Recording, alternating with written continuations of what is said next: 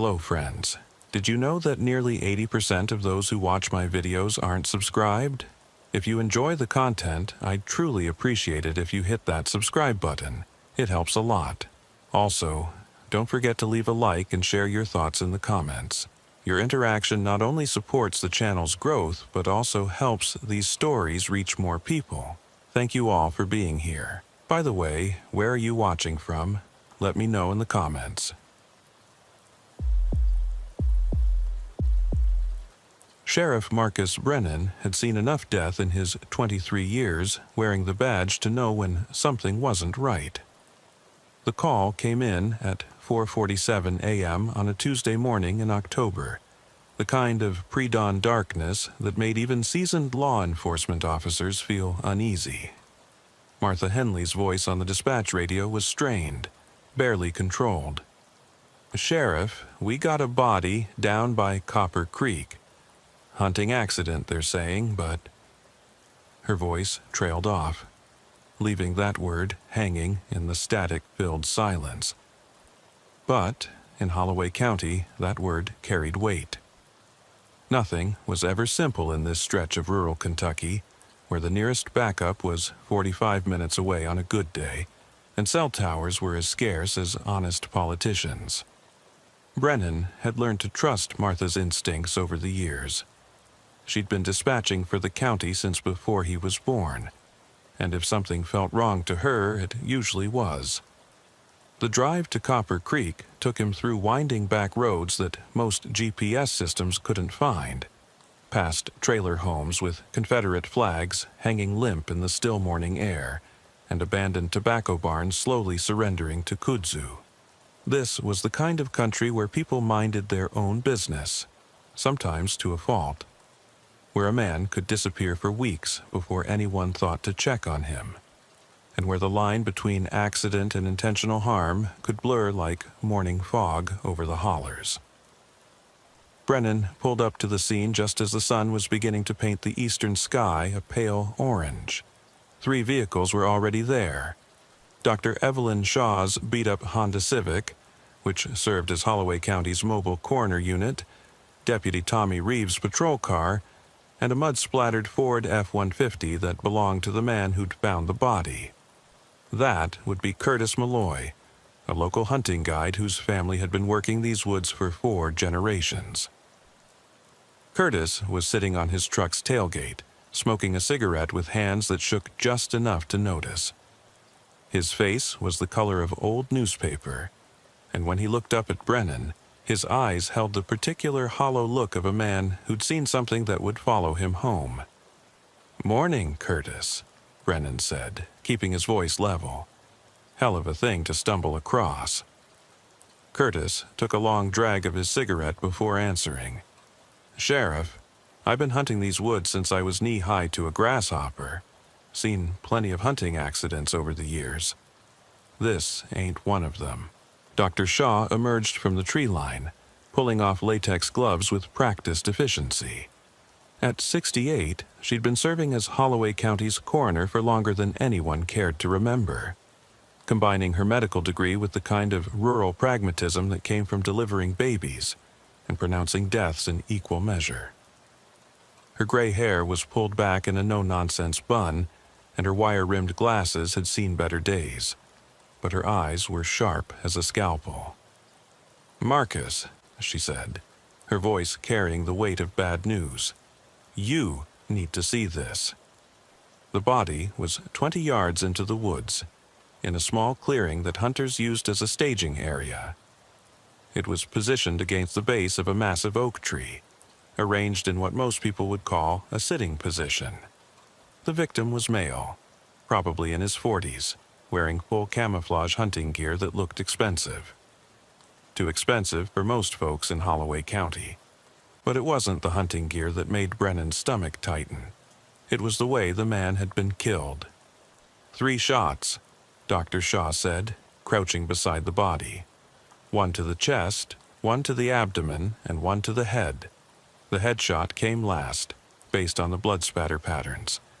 Someone wanted to make sure this man was dead. Brennan studied the scene, his trained eye picking up details that would matter later. The victim's rifle was leaning against a tree 15 feet away, unfired. His hunting pack was neatly placed beside him, contents undisturbed. No signs of struggle, no defensive wounds visible. Whoever had done this had caught their victim completely off guard. "Any ID?" Brennan asked. Deputy Reeves, an earnest young man who'd joined the department straight out of the community college's criminal justice program, stepped forward with an evidence bag. Driver's license says David Harrison, age 42, address in Louisville. Looks like he was staying at the Whispering Pines Lodge. Brennan knew the place.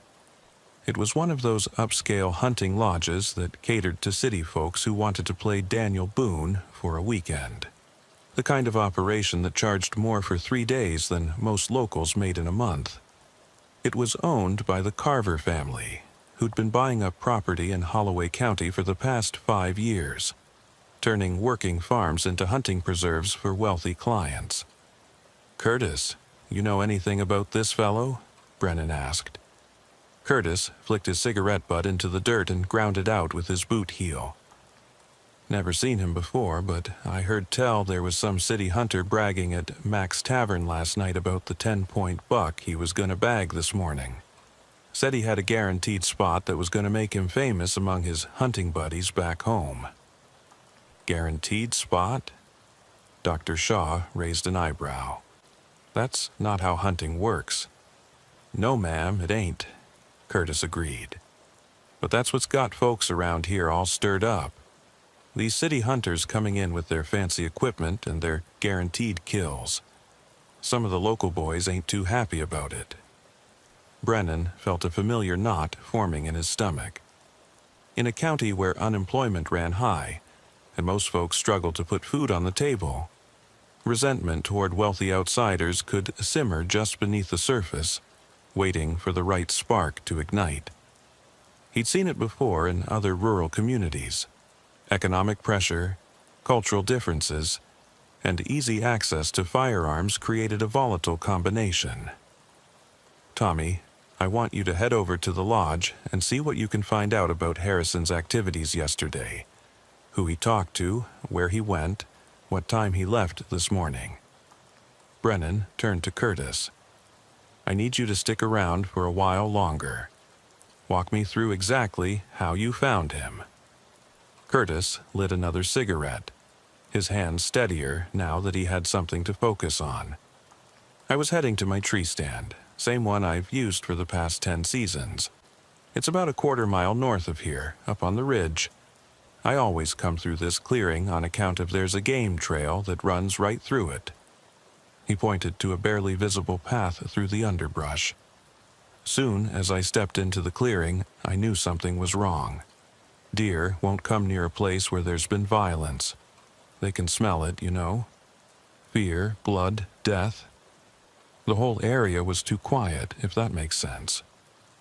It did make sense to Brennan. He'd grown up hunting these same woods, and he knew how the forest should sound in the early morning.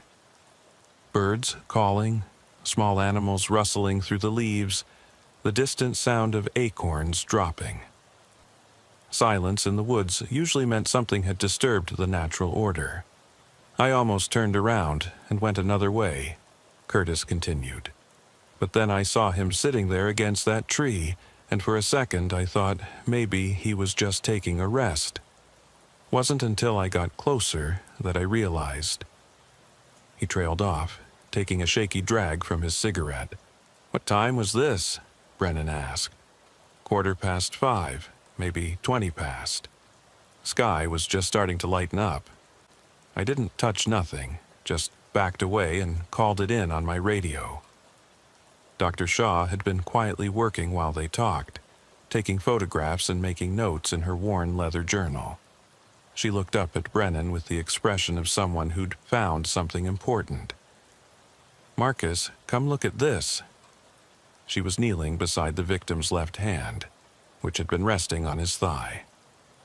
With a pair of tweezers, she lifted something small and white from between his fingers.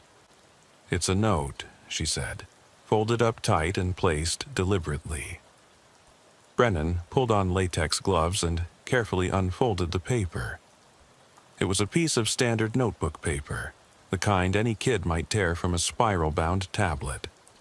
Written in block letters with what looked like a pencil were 4 words: "Your turn is coming."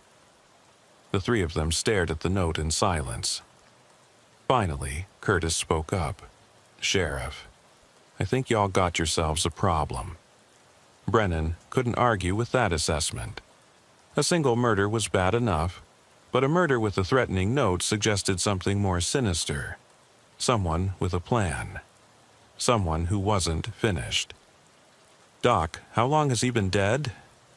Dr. Shaw checked her watch and did some quick calculations. "Based on body temperature and rigor mortis, I'd estimate death occurred between midnight and 2 a.m. The killer had plenty of time to arrange the scene and get away. That meant the murder had happened during the darkest part of the night, in woods that most people wouldn't dare navigate without a flashlight. Whoever had done this knew these trails well enough to move around in complete darkness. That narrowed the suspect pool considerably.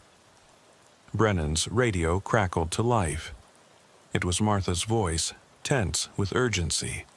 "Sheriff, we got another situation. Jerry Atwood just called in. Says his hunting cabin was broken into last night and there's a message spray-painted on his door." "What kind of message?" Brennan asked, though he had a sinking feeling he already knew. "Same thing you'd expect from someone making threats. You're next in red paint." Jerry Atwood owned one of the larger hunting operations in the county, a business that had been in his family for 3 generations. Like many local operators, he'd been struggling to compete with the upscale lodges that were popping up all over the region. The wealthy clients who used to book with local guides were increasingly drawn to the luxury accommodations and guaranteed success packages offered by places like Whispering Pines. "I'll be there in 20 minutes, Brennan told Martha. He turned to Dr. Shaw. "Doc, I need you to process this scene as thoroughly as possible. Every piece of evidence, every photograph, every detail. If this is what I think it is, we're going to need everything we can get." "What do you think it is?" Curtis asked. Brennan looked back at the body arranged against the oak tree, thinking about the carefully placed note and the message at Jerry Atwood's cabin. "I think someone's declared war on the hunting industry in Holloway County, and I think David Harrison was just the opening shot." The drive to Jerry Atwood's place took Brennan through some of the most beautiful country in Kentucky, rolling hills covered with hardwood forest that was just beginning to show its fall colors. Under normal circumstances, it was the kind of scenery that reminded him why he'd never wanted to live anywhere else. Today, it felt like a landscape where predators could hide behind every tree. Jerry's hunting cabin sat on 40 acres of prime deer habitat, surrounded by oak and hickory trees that dropped enough acorns to keep the local deer population fat and happy. It was a modest operation compared to some of the newer lodges, but Jerry had built a solid reputation based on his knowledge of the local wildlife and his willingness to work hard for his clients.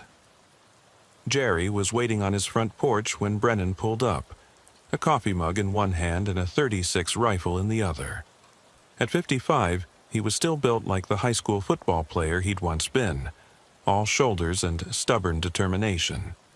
His face was grim, and when he stood up to greet Brennan, his movements had the careful tension of a man expecting trouble.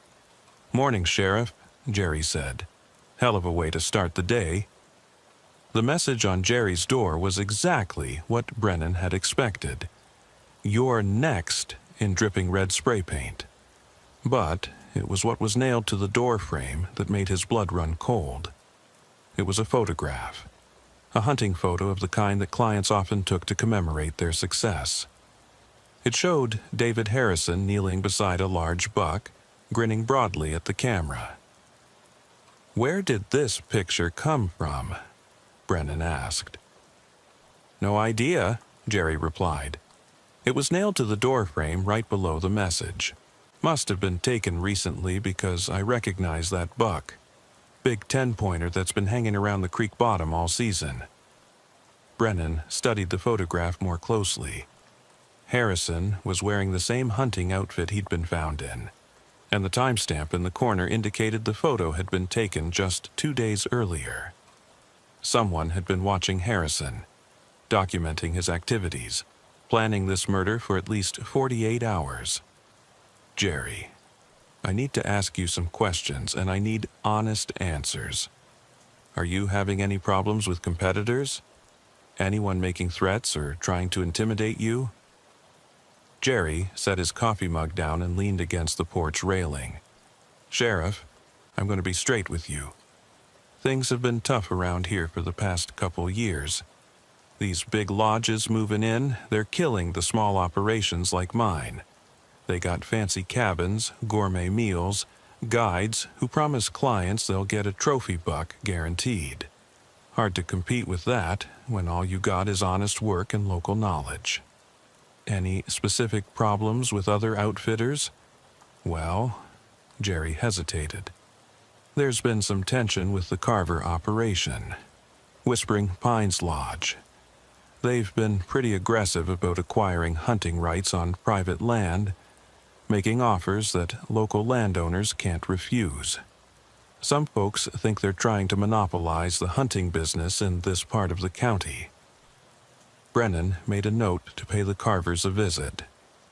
Anyone else? There's talk that some of the local boys aren't too happy about the situation. Billy Hackett, for instance. He used to guide for me part-time, but I haven't been able to afford to hire him this season. He's been bitter about it, drinking too much, talking about how the outsiders are ruining everything. Billy Hackett. Brennan knew the name. Billy was one of those men who'd never quite figured out how to make a living in the new economy. He'd worked various jobs over the years, logging, construction, farm labor, but nothing stuck. Guiding hunters had been one of the few things he was genuinely good at, and losing that income had hit him hard. Where can I find Billy these days? He's been staying in that old trailer behind his sister's place on Devil's Fork Road, Molly Hackett's place. But Sheriff, I ain't saying Billy did anything wrong. He's got a temper when he's drinking, but I never known him to hurt nobody. Brennan had heard similar character references before. In his experience, economic desperation could push even good people toward bad decisions. And in a county where firearms were as common as pickup trucks, a man with a grievance and too much time on his hands could become dangerous quickly. His radio crackled again. This time it was Deputy Reeves calling from Whispering Pines Lodge. Sheriff, you need to get over here. I found Harrison's room, and there's some things you need to see. Also, the lodge manager's asking a lot of questions about what happened to Harrison. Words getting around. That was inevitable in a county this small. By noon, everyone in Holloway County would know that a hunter had been murdered. By evening, the rumors would be flying like leaves in a windstorm. Brennan needed to get ahead of the story before panic set in. I'll be there in 30 minutes, he told Tommy. He turned back to Jerry. I want you to be extra careful for the next few days. Keep that rifle handy and don't go anywhere alone. If you see anything suspicious, call it in immediately. You think this maniac is really coming after me? Brennan looked at the threatening message dripping down Jerry's door and thought about the note found with Harrison's body. Jerry, I think someone is targeting people in the hunting business. Until I know who and why, I want everyone to assume they're at risk. The drive to Whispering Pines Lodge took Brennan through a part of the county that had changed dramatically in recent years. Where there had once been small farms and modest homes, there were now manicured lawns and expensive stone walls. The Carver family had invested heavily in transforming their property into something that looked more like a resort than a working ranch. The lodge itself was an impressive structure, a massive log building that managed to look both rustic and luxurious. The parking area was filled with vehicles that cost more than most local families made in a year. Range Rovers, BMW SUVs, and pickup trucks that had never seen a day of actual work. Deputy Reeves met Brennan at the front entrance, his young face tight with concern. "Sheriff, this place is buzzing like a hornet's nest. Soon as word got out about Harrison, half the guests wanted to pack up and leave. The other half are talking about organizing armed patrols." "Armed patrols?" "Yeah, they think there's some kind of anti-hunting terrorist loose in the woods. A few of them are talking about hunting the hunter, if you know what I mean." That was exactly what Brennan had been afraid of. The last thing Holloway County needed was a bunch of armed city folks playing vigilante in unfamiliar territory. "Who's in charge here?" "Robert Carver. He's the one who manages the day-to-day operations. His father owns the place, but he mostly stays back in Louisville. Robert's been trying to keep everyone calm, but you can tell he's worried about his business."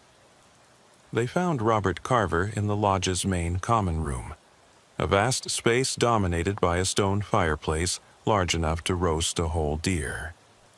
He was a man in his early 40s, dressed in the kind of outdoor clothing that cost a fortune, but had never seen real use. His appearance was carefully crafted to suggest rugged competence, but his soft hands and nervous manner suggested otherwise. "Sheriff Brennan, thank God you're here," Carver said, approaching with the quick steps of a man under pressure. "This is a disaster. Do you have any idea who killed David? Our guests are terrified." "I'm still investigating, Mr. Carver. I need to ask you some questions about Harrison's activities yesterday." "Of course. Anything I can do to help. David was one of our premium clients, booked the presidential package. That includes a private guide, guaranteed trophy opportunity, and luxury accommodations." "Guaranteed trophy opportunity?"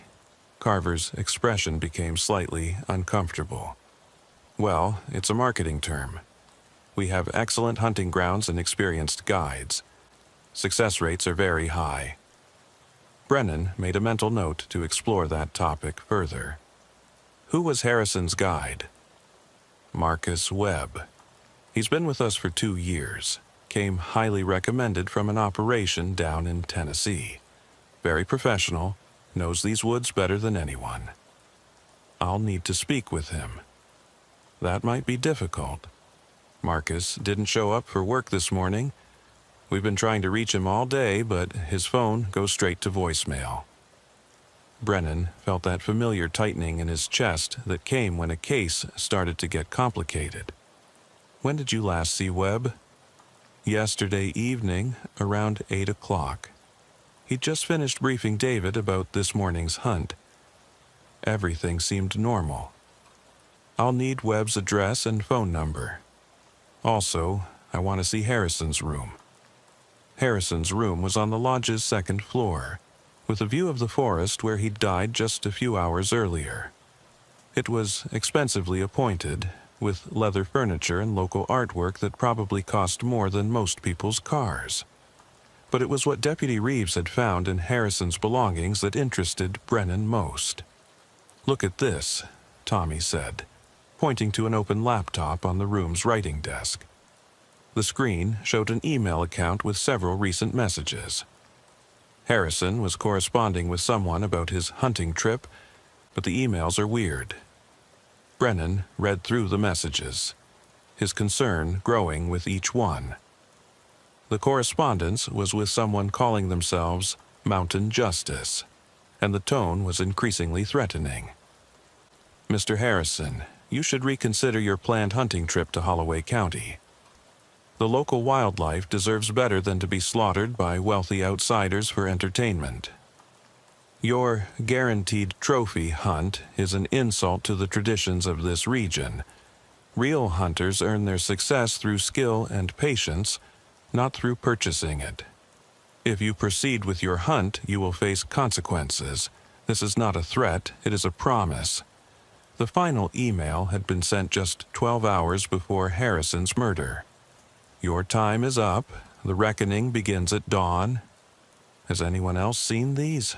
Brennan asked. Just me, Tommy replied. I figured you'd want to see them first. Good thinking. I want this laptop bagged as evidence, and I want every one of these emails printed out. Brennan turned to Carver, who had been reading over his shoulder. Mr. Carver, have any of your other guests received similar messages? Carver's face had gone pale. I don't know. This is the first I've heard of anything like this. Sheriff, what are we dealing with here? Before Brennan could answer, his radio erupted with Martha's voice, more urgent than he'd ever heard her. Sheriff, we got a major situation developing. Billy Hackett just walked into Mac's Tavern carrying a rifle and demanding to know which of the hunters killed his brother. Says he's got a list of names and he ain't leaving until he gets justice. Brennan's blood went cold. Billy Hackett had a brother named Daniel who died in a hunting accident 3 years earlier. It had been ruled accidental, a case of mistaken identity during deer season. But the family had never fully accepted that conclusion. Martha, is Billy threatening anyone specifically? He's got a piece of paper with names on it. From what I can hear in the background, it sounds like he's reading off the names of everyone who's been hunting in the county this week. Sheriff, there's at least a dozen people in that tavern, and half of them are armed. I'm on my way. Call in every available unit and get the state police on the line. Tell them we might need backup. Brennan turned to Deputy Reeves. Tommy, I want you to stay here and keep these people calm. Don't let anyone leave the lodge and don't let anyone form any vigilante groups. If this situation gets out of hand, it could turn into a war zone. Mac's Tavern was located in the heart of Holloway County's small downtown district, a collection of weathered buildings that had seen better days. The tavern itself was the kind of place where working men came to drink beer and complain about their problems, where everyone knew everyone else's business and where tempers could flare over the smallest disagreements. Brennan could see the situation was serious before he even got out of his patrol car. There were pickup trucks and cars scattered around the tavern's parking lot in haphazard patterns, as if their owners had arrived in a hurry. Through the windows, he could see the silhouettes of people standing in tense groups. He called Martha on his radio. What's the current situation? Billy's been in there for about 20 minutes. Far as I can tell, he hasn't hurt nobody yet, but he's agitated and drinking. Keep talking about his brother Daniel and how the rich hunters killed him and covered it up. Any word from the state police? They're sending a negotiator, but it'll be at least an hour before he gets here. You're on your own for now. Brennan checked his sidearm and approached the tavern's front door. Through the glass, he could see Billy Hackett standing near the bar, a lever-action rifle cradled in his arms. Billy was a big man, probably 6'4" and built like a lumberjack, with the kind of beard that suggested he'd given up caring about appearances. His eyes were red-rimmed, whether from drinking or crying or both. The tavern's other patrons were pressed against the walls, trying to stay out of Billy's line of sight. Brennan recognized most of them. Local workers, a few farmers, and unfortunately, 3 men wearing expensive hunting gear who were obviously guests from one of the lodges. Brennan took a deep breath and pushed through the door. "Morning, Billy." Billy turned toward him, and Brennan could see the pain and rage warring in his eyes. "Sheriff, you just stay back. I ain't here for you, I'm here for justice." "What kind of justice, Billy?" "The kind that Danny never got." Billy's voice cracked slightly. 3 years, Sheriff. 3 years since some rich asshole shot my little brother and called it an accident. 3 years of watching more and more of these hunters come into our county, treating it like their personal playground. Brennan moved slowly closer, keeping his hands visible and his voice calm. "Billy, we investigated Danny's death thoroughly. It was a tragic accident, but there was no evidence of foul play." "Bullshit." Billy swung the rifle toward the 3 hunters cowering against the far wall. "You think I don't know what really happened? You think I don't know about the cover-ups and the bribes and the way rich folks get different treatment?" One of the hunters, a middle-aged man wearing enough camouflage to outfit a small army, spoke up in a shaky voice. "Sir, I don't know anything about your brother. We just came here for breakfast." "Shut up," Billy shouted.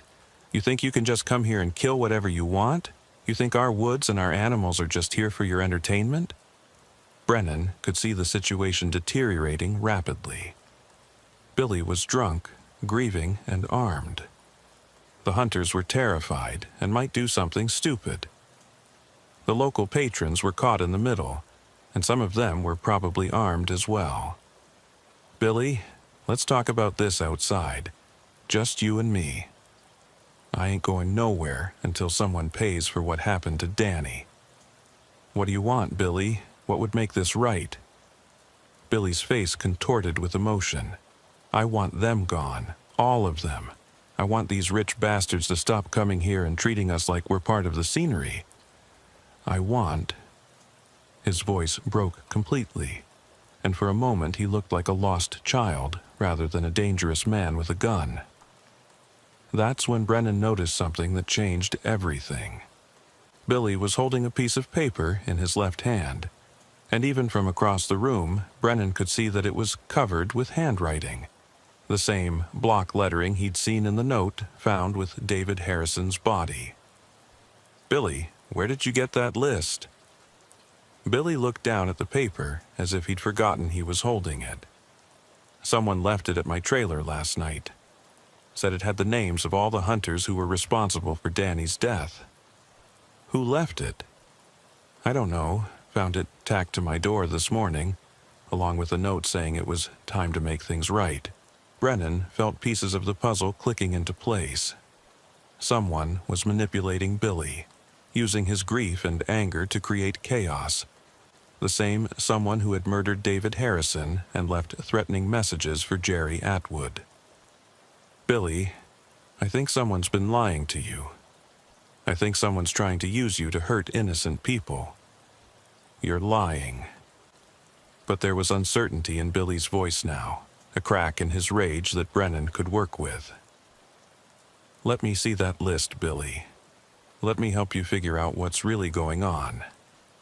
Billy hesitated, looking between the list and the terrified hunters. Finally, slowly, he extended the paper toward Brennan. The list contained the names of 12 people, all hunters who had visited Holloway County in the past month. David Harrison's name was at the top, with a red line drawn through it. The other names included Jerry Atwood's clients, guests from Whispering Pines Lodge, and several independent hunters who had booked with local guides. At the bottom of the list, in the same block lettering, was a message. "These are the people who killed your brother. They all deserve to pay. Start with Harrison, the others will follow." "Billy, this list is fake. Most of these people weren't even in Kentucky when Danny died. Someone's been playing you." Billy's face went through a series of emotions: confusion, doubt, and finally, a terrible understanding. "You mean someone's been lying to me about Danny?" "I think so. And I think the same person killed David Harrison and is trying to frame you for it." Billy slowly lowered his rifle, the fight going out of him like air from a punctured tire. "Sheriff, I wouldn't have. I just wanted someone to pay for what happened to my little brother. I know, Billy, and I'm going to find out who's really responsible. But first, I need you to put down that rifle and let these people go home." Billy nodded and carefully placed the rifle on the bar. The tension in the room dropped noticeably, and the hunters began moving toward the door with the quick, nervous steps of people who'd just dodged a bullet. Brennan handcuffed Billy, more for his own protection than anything else. A mob of angry hunters could be just as dangerous as one angry local. "Billy, I'm placing you under protective custody until we sort this out. Someone's been manipulating you and they might not be finished." As he led Billy outside, Brennan's mind was racing. The real killer was still out there, and now they knew they could manipulate people into doing their dirty work. David Harrison was dead, Jerry Atwood had been threatened, and Billy Hackett had nearly become an unwitting accomplice to mass murder. But who was behind it all? Someone with detailed knowledge of the local hunting industry. Someone who knew about Danny Hackett's death and how to exploit Billy's grief. Someone who could move through the woods at night without being detected. And someone with access to information about the hunter's activities. His radio crackled. It was Martha again, and her voice carried a new note of urgency. "Sheriff, we got another problem. Marcus Webb's truck was found abandoned down by Miller's Creek. There's blood on the driver's seat, and his hunting rifle is missing." Marcus Webb, the missing hunting guide from Whispering Pines Lodge. The man who had been guiding David Harrison just hours before his murder. Brennan had been planning to interview Webb as a potential witness, but now it looked like he might be another victim. Any sign of Webb himself? Negative. Just the truck and the blood. But Sheriff, there's something else. Someone spray-painted a message on the side of the truck. "The hunt continues." Brennan delivered Billy to the county jail, where he would be safe until they could sort out his role in the day's events. Billy was cooperative now, clearly shaken by the realization that he'd been manipulated. He provided Brennan with details about how he'd found the list and the note, describing a figure in dark clothing who had approached his trailer in the early morning hours. "Couldn't see much in the dark," Billy said.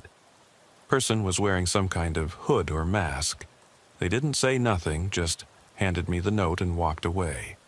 By the time I got my flashlight, they were gone." "Could you tell if it was a man or woman?" "No, sir. They were about average height, maybe 5'8" or 5'9". Could have been either." Brennan left Billy in the capable hands of Sergeant Rodriguez, who had driven down from the state police barracks to provide backup. Rodriguez was a 20-year veteran who had seen his share of rural violence, and he understood the delicate balance required to keep the peace in a community where everyone was armed and tensions ran high. The drive to Miller's Creek took Brennan through some of the most remote territory in Holloway County, along narrow dirt roads that were barely wide enough for one vehicle. This was the kind of country where a person could disappear completely, where the thick forest canopy blocked out most of the sunlight even on clear days. Webb's pickup truck was found at a pull-off near the creek, positioned as if the driver had stopped to check something along the road. The truck itself was a late-model Ford F-150, outfitted with the kind of equipment that serious hunters carried. A rifle rack, hunting decals, and a cooler in the back for transporting game. Dr. Shaw was already on the scene when Brennan arrived, photographing the truck and the surrounding area. Deputy Reeves was helping her, taking measurements and collecting potential evidence. "What do we have, Doc?" "Blood on the driver's seat and steering wheel, consistent with a head wound," she reported. "No sign of a struggle inside the vehicle, which suggests the attack happened after Webb got out of the truck." "Any tracks?" "A few partial footprints leading toward the creek, but the ground is too rocky to get anything useful. Whoever did this knew enough to avoid leaving clear evidence." Brennan examined the message painted on the truck's side.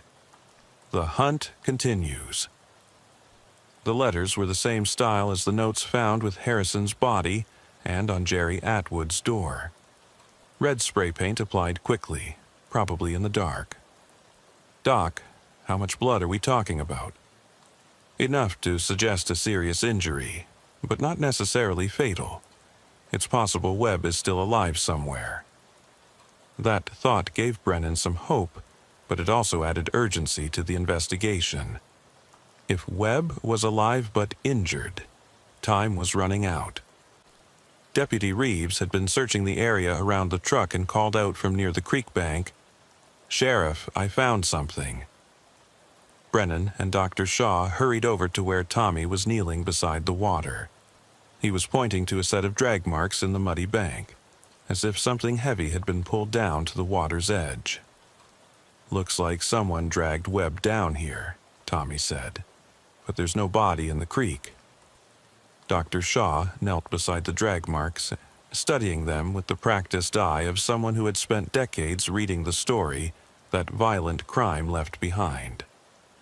"These marks are fresh, probably made within the last few hours, but look at this." She pointed to a series of smaller marks in the mud, parallel to the drag marks. "Rope burns. Someone tied Webb up and dragged him, but he was probably still alive when they moved him." "Why drag him away from the truck?" Brennan asked. "Why not just kill him there?" "Because this killer wants something from Webb," Dr. Shaw said grimly. "Information, maybe.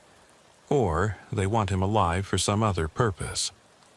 Brennan felt his stomach clench. In his experience, when killers kept victims alive, it was rarely for merciful reasons. "Tommy, I want you to organize a search team. Get some volunteers from town, people who know these woods. We need to find Webb before—" He didn't finish the sentence, but they all understood. Before the killer decided Webb had outlived his usefulness. The radio crackled with Martha's voice. "Sheriff, you better get back here. Robert Carver is at the station, and he's got some information you need to hear. Says it's about Marcus Webb." The drive back to town gave Brennan time to think about the pattern that was emerging. David Harrison, the wealthy hunter, murdered and posed as a warning. Jerry Atwood, the local outfitter, threatened but not harmed. Billy Hackett, manipulated into becoming a weapon against innocent people. And now Marcus Webb, the hunting guide, taken alive for unknown purposes. Someone was systematically targeting different levels of the hunting industry in Holloway County. But what was the end game? What did the killer ultimately want to accomplish? Robert Carver was waiting in the sheriff's office, pacing nervously and checking his phone every few seconds. His carefully maintained composure had cracked, revealing the frightened businessman underneath. "Sheriff, I should have told you this earlier, but I was trying to protect my business," Carver began. "Marcus Webb, he wasn't exactly what he seemed to be."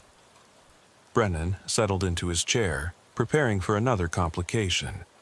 "What do you mean?" "When I hired Marcus 2 years ago, his references were excellent. Too excellent, actually. Perfect recommendations from operations that I later discovered were either out of business or had never heard of him. By the time I figured out he'd lied about his background, he'd already proven himself to be a capable guide, so I let it slide." "What was his real background?" "I don't know for certain, but I think he might have been in some kind of trouble before he came here.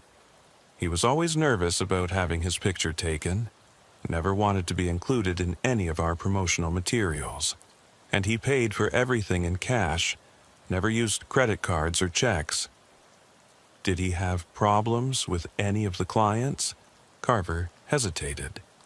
"There were incidents. Nothing that resulted in formal complaints, but some guests mentioned that Marcus seemed to have strong opinions about hunting ethics. He disapproved of the guaranteed trophy packages, thought they were unsporting. Strong enough opinions to do something about it. I don't know, but Sheriff, there's something else. Marcus had access to all of our client information. He knew who was coming, when they were arriving, where they planned to hunt. If someone wanted to target our guests—" The implications hit Brennan like a physical blow. Marcus Webb wasn't a victim. He was a suspect. A hunting guide with access to detailed information about wealthy clients. Someone who disapproved of commercial hunting operations. Someone who could move through the woods undetected. But that raised new questions. If Webb was the killer, who had attacked him at Miller's Creek? And why stage his own disappearance?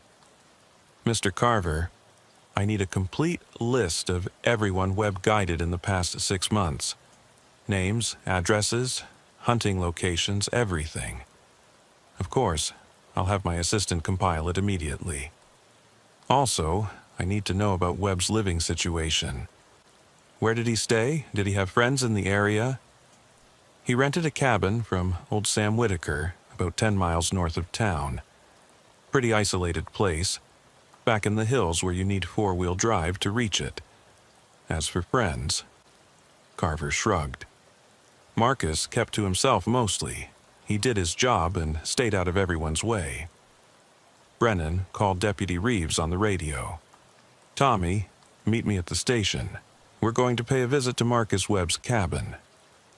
The drive to Sam Whitaker's property took them deep into the kind of mountain country that most people only saw in movies.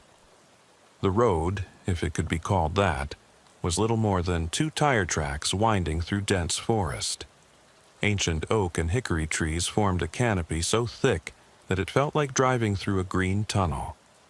Sam Whitaker's main house was a weathered frame structure that had probably been built in the 1940s. Sam himself was sitting on the front porch when they arrived, a man in his 70s with the kind of deep tan that came from a lifetime of outdoor work.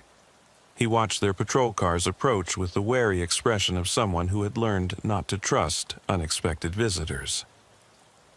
"Afternoon, Sam," Brennan called out as he got out of his vehicle. "We need to ask you some questions about Marcus Webb." Sam spat a stream of tobacco juice off the side of his porch. Figured someone would come asking about Marcus sooner or later. Boy's been trouble since the day he showed up. What kind of trouble? The quiet kind. The kind that keeps to himself, but you can tell he's got demons chasing him. Marcus paid his rent on time and didn't cause no problems, but there was always something off about him. "We need to take a look at his cabin." Sam pointed toward a narrow trail that led deeper into the woods. "Follow that path about a 1/4 mile. You'll find the cabin in a clearing by the old quarry. But Sheriff, I gotta tell you, Marcus ain't been home for 3 days." "3 days? When exactly did you last see him?" "Saturday morning. He came by to pay his rent for November, said he might be going out of town for a while. Asked me to keep an eye on his place." That was 2 days before David Harrison's murder. If Webb had been planning something, he'd been preparing for it well in advance. The trail to Webb's cabin was barely wide enough for a man on foot, winding through thick underbrush and around massive boulders that had probably been there since the last ice age. It was the kind of place where someone could hide for months without being discovered, where the outside world felt very far away. The cabin itself was a simple 1-room structure, built from local stone and weathered lumber. It had the look of a place where someone lived but didn't really call home. Functional, but without personal touches. A small porch faced east, offering a view of the abandoned quarry that Sam had mentioned. Doors unlocked, Deputy Reeves observed as they approached. Brennan drew his sidearm, not sure what they might find inside. "Tommy, you take the back. I'll go in the front." The interior of the cabin was spartanly furnished. A bed, a small table, 2 chairs, and a wood-burning stove for heat. But it was what covered the walls that made Brennan's blood run cold. Photographs. Dozens of them, all showing wealthy hunters in various poses with their trophy kills. Some were obviously taken at hunting lodges, others in the field. But all of them had been marked with red ink, circles drawn around the hunters' faces, X's marked over their bodies.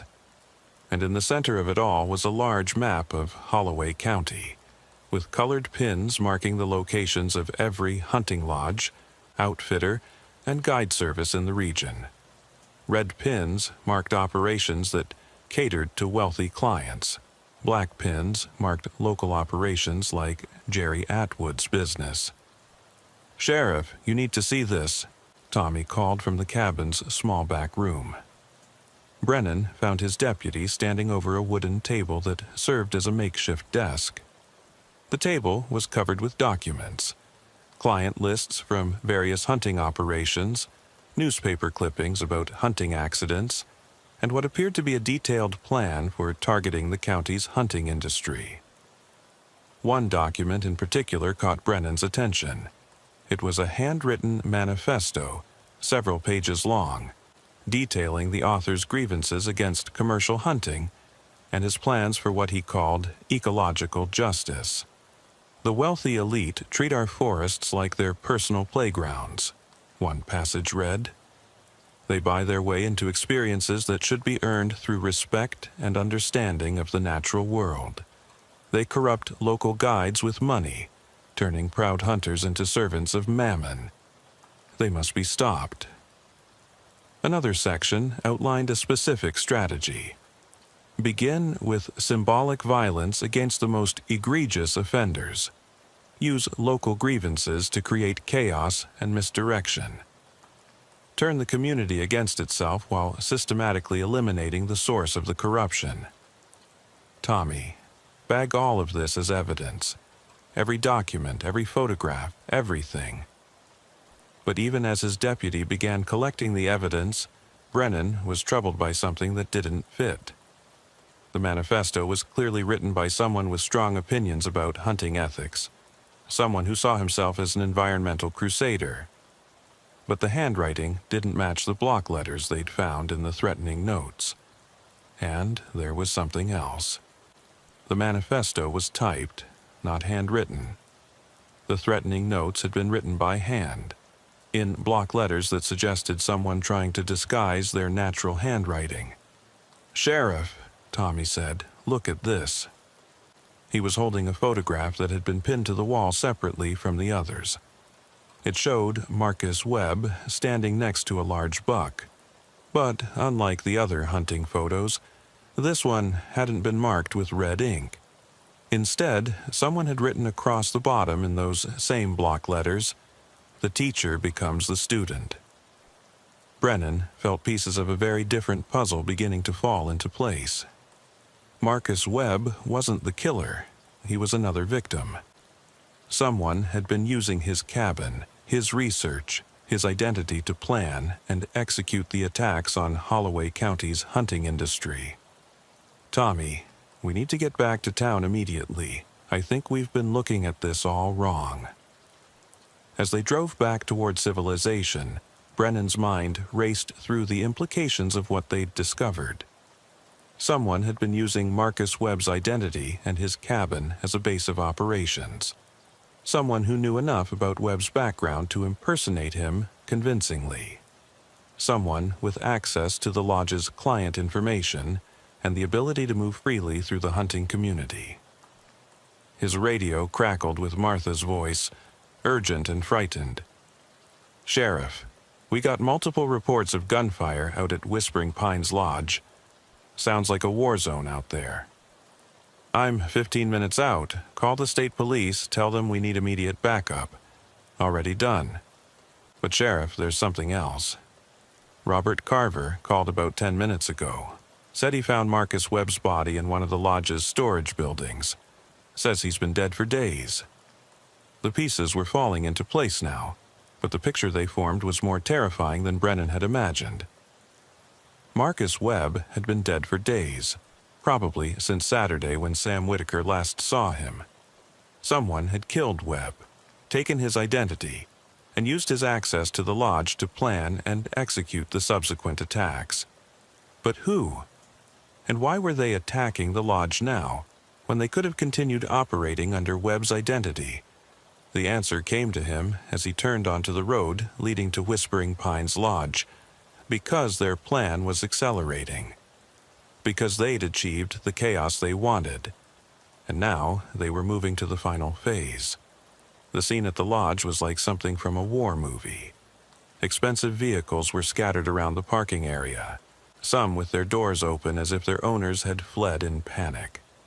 Broken glass glittered in the afternoon sun, and the smell of gunpowder hung heavy in the air. Deputy Reeves arrived just as Brennan was getting out of his patrol car. "Sheriff, what's the situation?" "Unknown, but we go in prepared for anything. They approached the lodge carefully, weapons drawn. The massive front doors were standing open, and they could hear voices from inside, angry, frightened voices arguing about what to do next. "This is Sheriff Brennan," he called out as they entered the main common room. "Everyone put down your weapons and show me your hands." The scene inside was chaotic. A dozen people were scattered around the room, most of them wealthy hunters who were clearly out of their element. Several were holding expensive hunting rifles, pointing them at shadows and jumping at every sound. Robert Carver was trying to maintain some semblance of order, but his face was pale with fear. "Sheriff, thank God you're here," Carver said. "Someone's been shooting at the lodge from the woods. We found Marcus's body in the equipment shed, and then all hell broke loose." "Anyone hurt?" "No, but it's only a matter of time. Whoever's out there has been taking shots at anyone who tries to leave. We're trapped." Brennan looked around the room, counting faces and assessing the situation. These people were scared, armed, and operating on adrenaline. A dangerous combination in any circumstances. "Everyone, listen to me," he said in his most authoritative voice. "I want all weapons pointed at the floor. No one shoots unless I give the order. We're going to resolve this peacefully." One of the hunters, a red-faced man in his 50s wearing enough camouflage to outfit a platoon, spoke up angrily. "Peacefully? This maniac has been shooting at us for the past hour. We have the right to defend ourselves. What you have is the right to follow my instructions if you want to get out of here alive," Brennan replied. "Now, someone tell me exactly what happened." The story that emerged was confusing and contradictory, filtered through fear and adrenaline. But the basic facts were clear. Around 2 p.m., Robert Carver had gone to the equipment shed to retrieve some supplies for an afternoon hunting trip. That's when he'd found Marcus Webb's body, hidden behind some stored furniture. Webb had been shot once in the head, execution style. Based on the condition of the body, he'd been dead for several days. Someone had killed him, and then assumed his identity to gain access to the lodge and its client information. While Carver was calling the sheriff's office to report the discovery, gunshots had erupted from the forest surrounding the lodge. Someone was out there with a high-powered rifle, taking carefully aimed shots at anyone who tried to leave the building. "Did anyone see the shooter?" Brennan asked. "No, but whoever it is knows these woods real well," Carver replied. "They're moving around out there, changing positions, making it impossible to pin them down." Brennan's radio crackled with an update from the state police. "Sheriff, we've got units en route. ETA 20 minutes. Sniper team is being deployed from Louisville, but they won't be on scene for at least 2 hours." 2 hours was too long. The situation inside the lodge was already volatile, and it would only get worse as time went on. Frightened people with guns had a tendency to make bad decisions, and Brennan couldn't afford to have this turn into a bloodbath. "Tommy, I want you to coordinate with the state police when they arrive.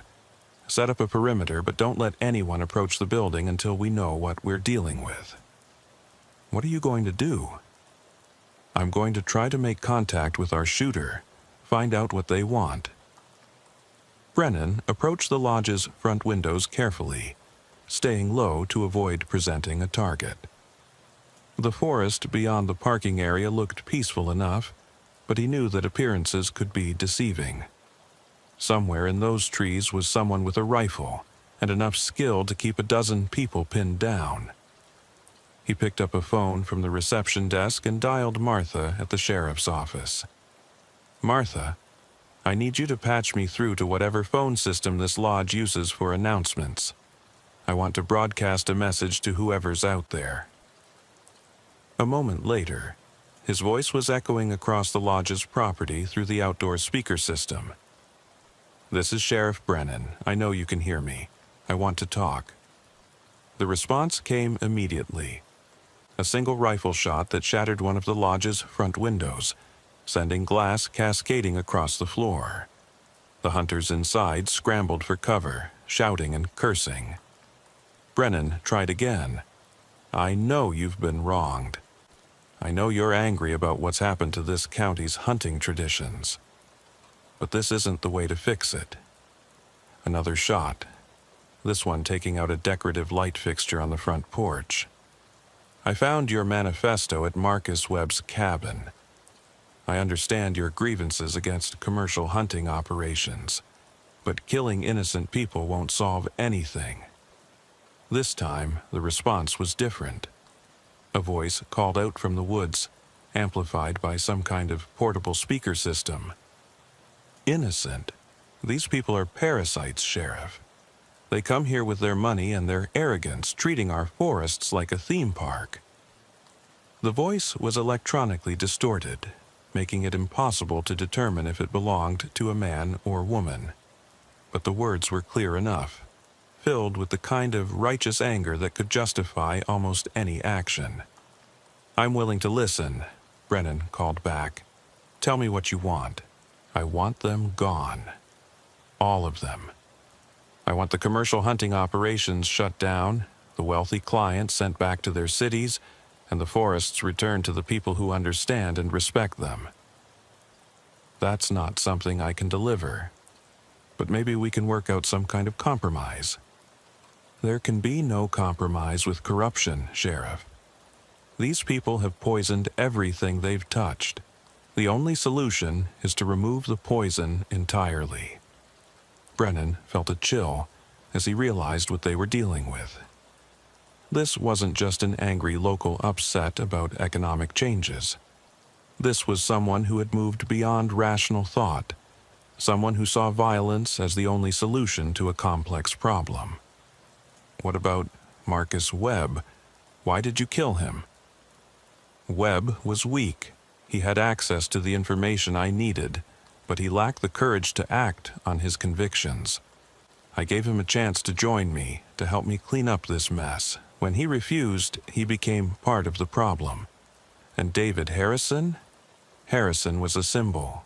A wealthy outsider who thought he could buy his way into experiences that should be earned through respect and understanding. His death was a message. What message? That the old ways are returning. That money can't protect you from justice. That there are consequences for treating sacred places like commodities. Brennan could hear the fanaticism in the distorted voice, the absolute certainty that made reasonable negotiation impossible.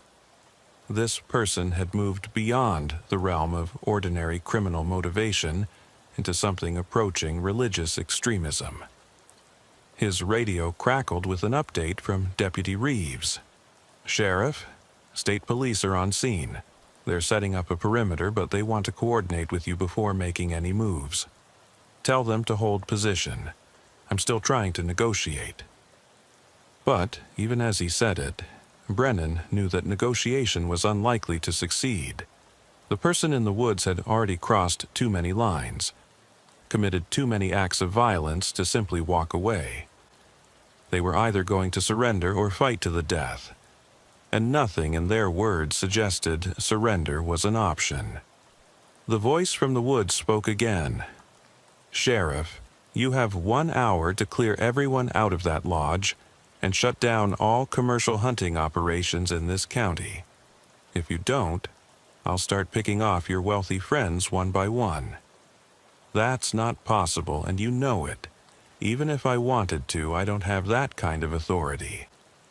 Then you'd better find someone who does, because I'm not bluffing. To prove the point, another rifle shot rang out.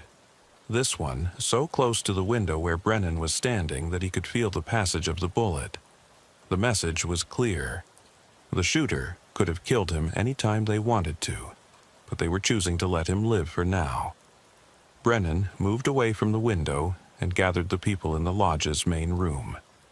The fear in their faces was palpable, and he could see that some of them were reaching the breaking point.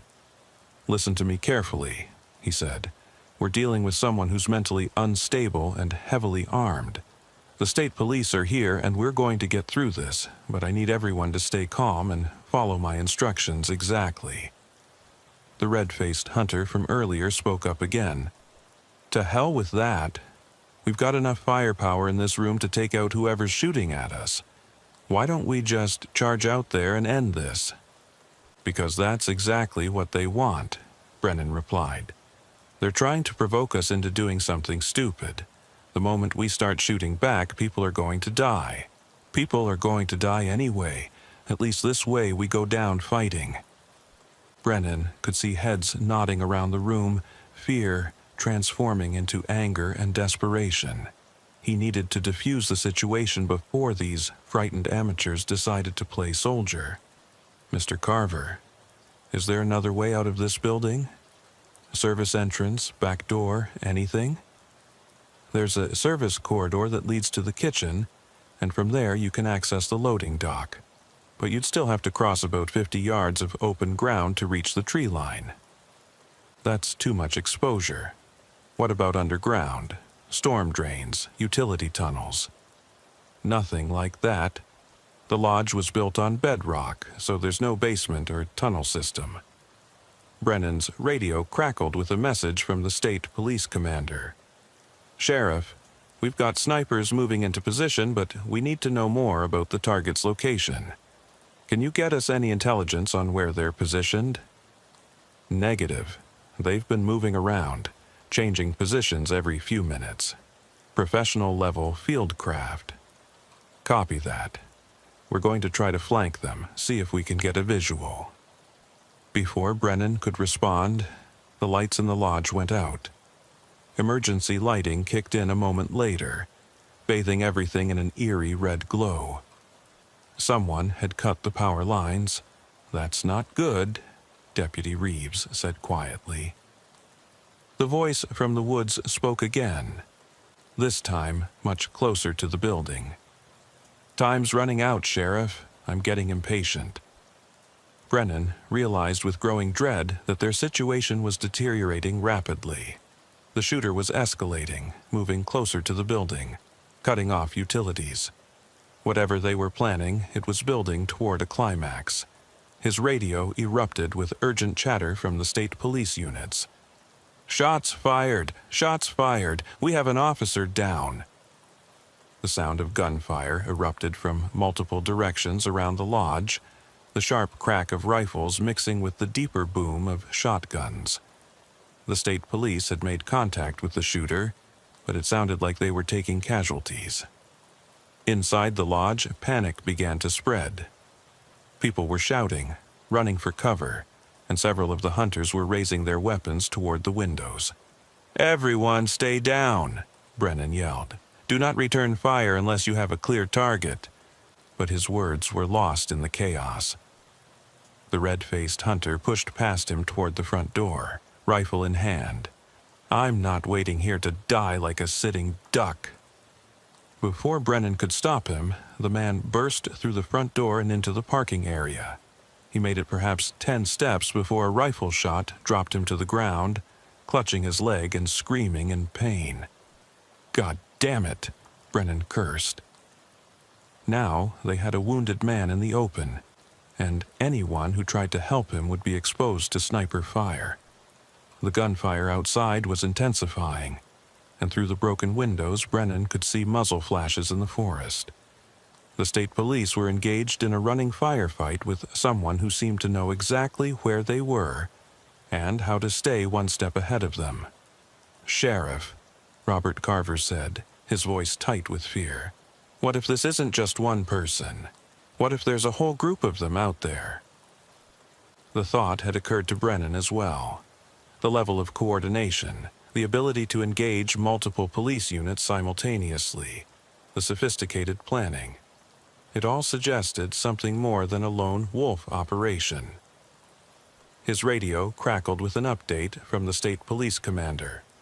Sheriff, we've got at least 3 different shooting positions identified. Multiple suspects, coordinated movements, professional equipment. This is bigger than we thought. 3 shooters, maybe more. That changed everything. They weren't dealing with a single disturbed individual. They were facing an organized group with military-level training and equipment. "Tommy," Brennan called to his deputy. "Get on the radio to Martha. Tell her to contact the FBI field office in Louisville. We need federal backup." "FBI? You think this is terrorism?"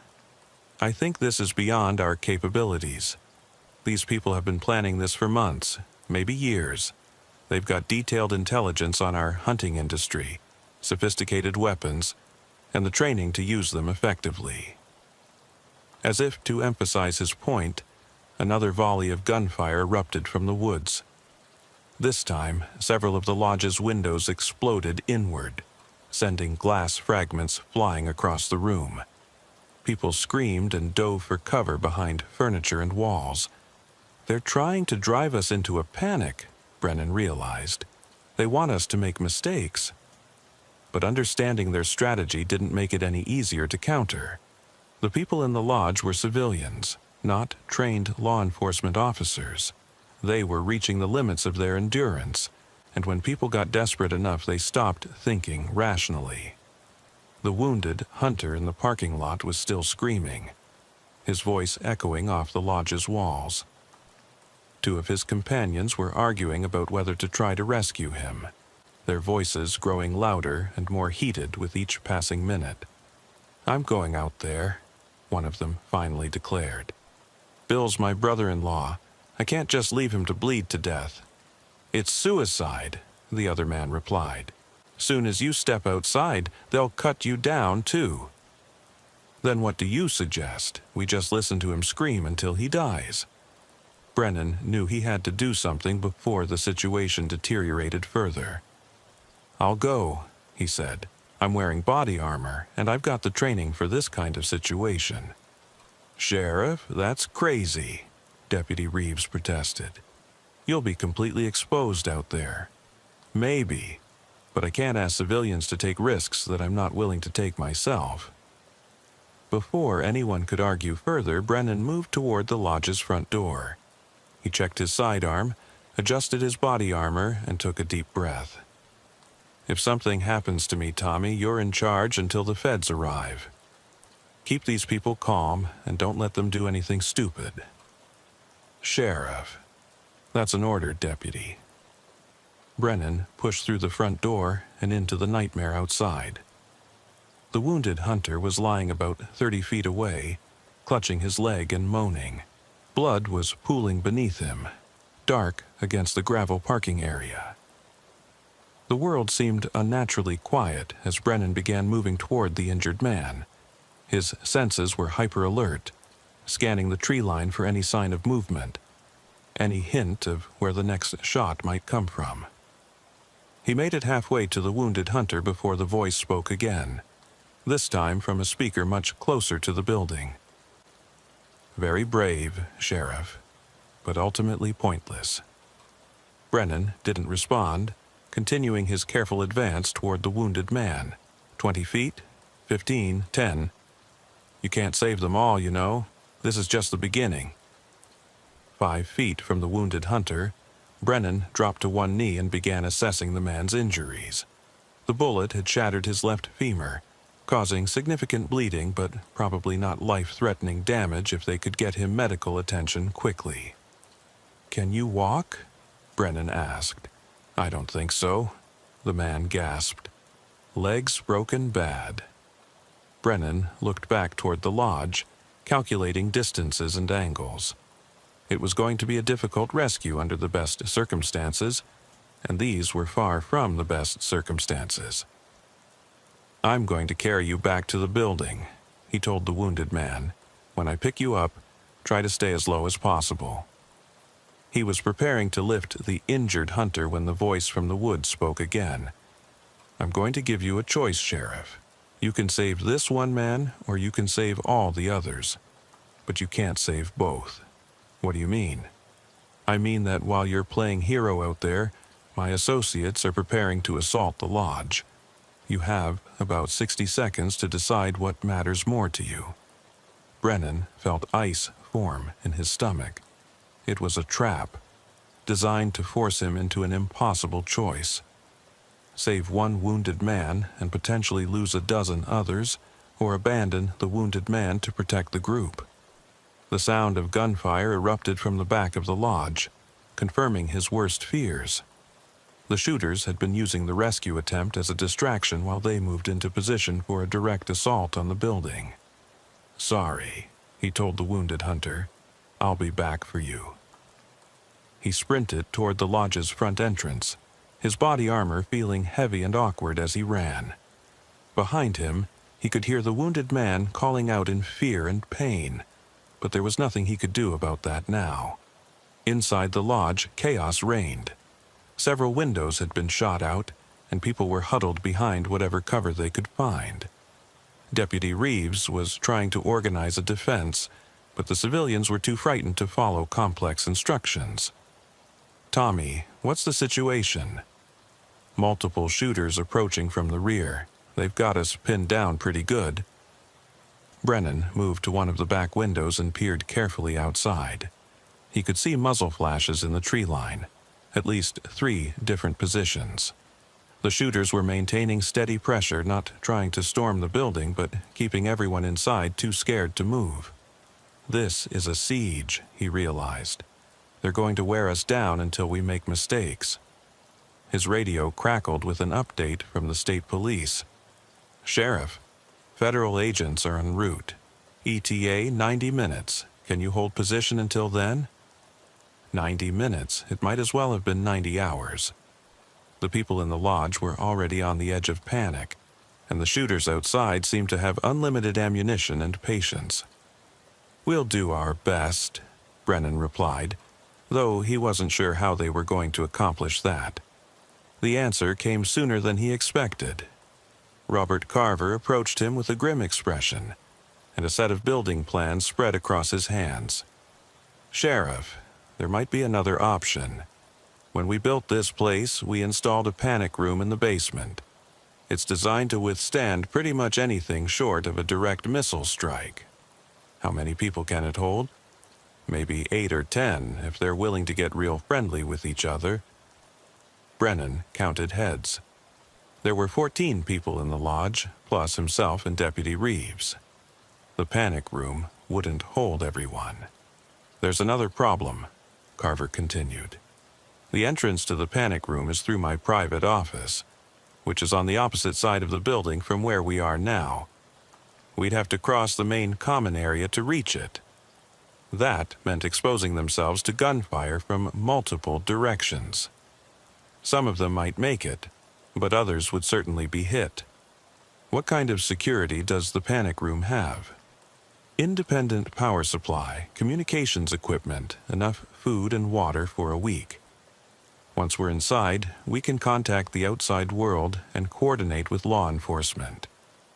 It wasn't a perfect solution, but it was better than sitting in the main room waiting to be picked off one by one. Brennan looked around at the frightened faces surrounding him and made a decision. "We're going to try for the panic room, but we do this smart and coordinated. No one moves until I give the signal." He organized the group into 3 teams. The first team would consist of himself, Deputy Reeves, and 4 of the hunters. They would move fast and provide covering fire for the others. The second team would be Robert Carver and 4 more civilians. The third team would be the remaining people, including 2 women who had been at the lodge as observers rather than hunters. When I say go, the first team moves toward Carver's office. We'll take up positions to cover the second team's movement. Once they're in position, they'll cover the third team. Everyone clear? Heads nodded around the room, though several people looked like they were about to be sick. "Remember, stay low, move fast, and don't stop for anything. If someone gets hit, the rest of the team keeps moving. We can't afford to have everyone get pinned down trying to help one person." It was a harsh calculation, but it was the reality of their situation. In a firefight, sentiment could get everyone killed. Brennan checked his watch. "On my mark. 3, 2, 1, go." The first team erupted from their positions and sprinted across the lodge's main common area.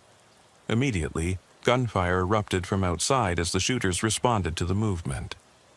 Windows exploded, wooden furniture splintered, and the air filled with the smell of gunpowder and fear. Brennan reached the corridor leading to Carver's office and spun around to provide covering fire. Through the shattered windows, he could see muzzle flashes in the trees. He emptied his clip in their direction, not expecting to hit anything but hoping to make the shooters duck long enough for the second team to move. "Team 2, go!" Robert Carver led his group across the danger zone, his face pale but determined. One of the hunters stumbled and nearly fell, but his companions grabbed him and hauled him toward safety. They almost made it. Almost.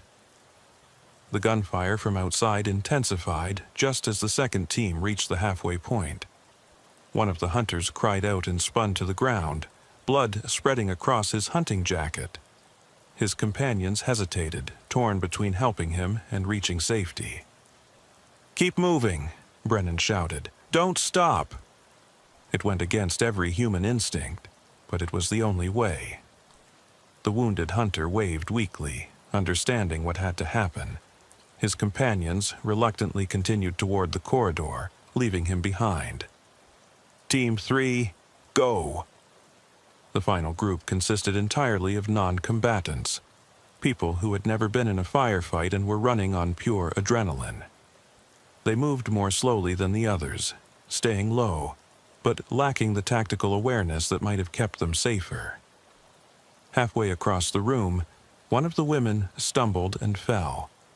She landed hard, crying out in pain and fear. The man beside her stopped to help, exposing both of them to the gunfire pouring through the windows. Deputy Reeves didn't hesitate. He sprinted back into the danger zone, grabbed both civilians, and half-carried, half-dragged them toward the corridor. Bullets kicked up splinters around his feet, but somehow he made it to safety with both people intact. "Everyone accounted for?" Brennan asked as he reloaded his weapon. Carver was doing a quick head count.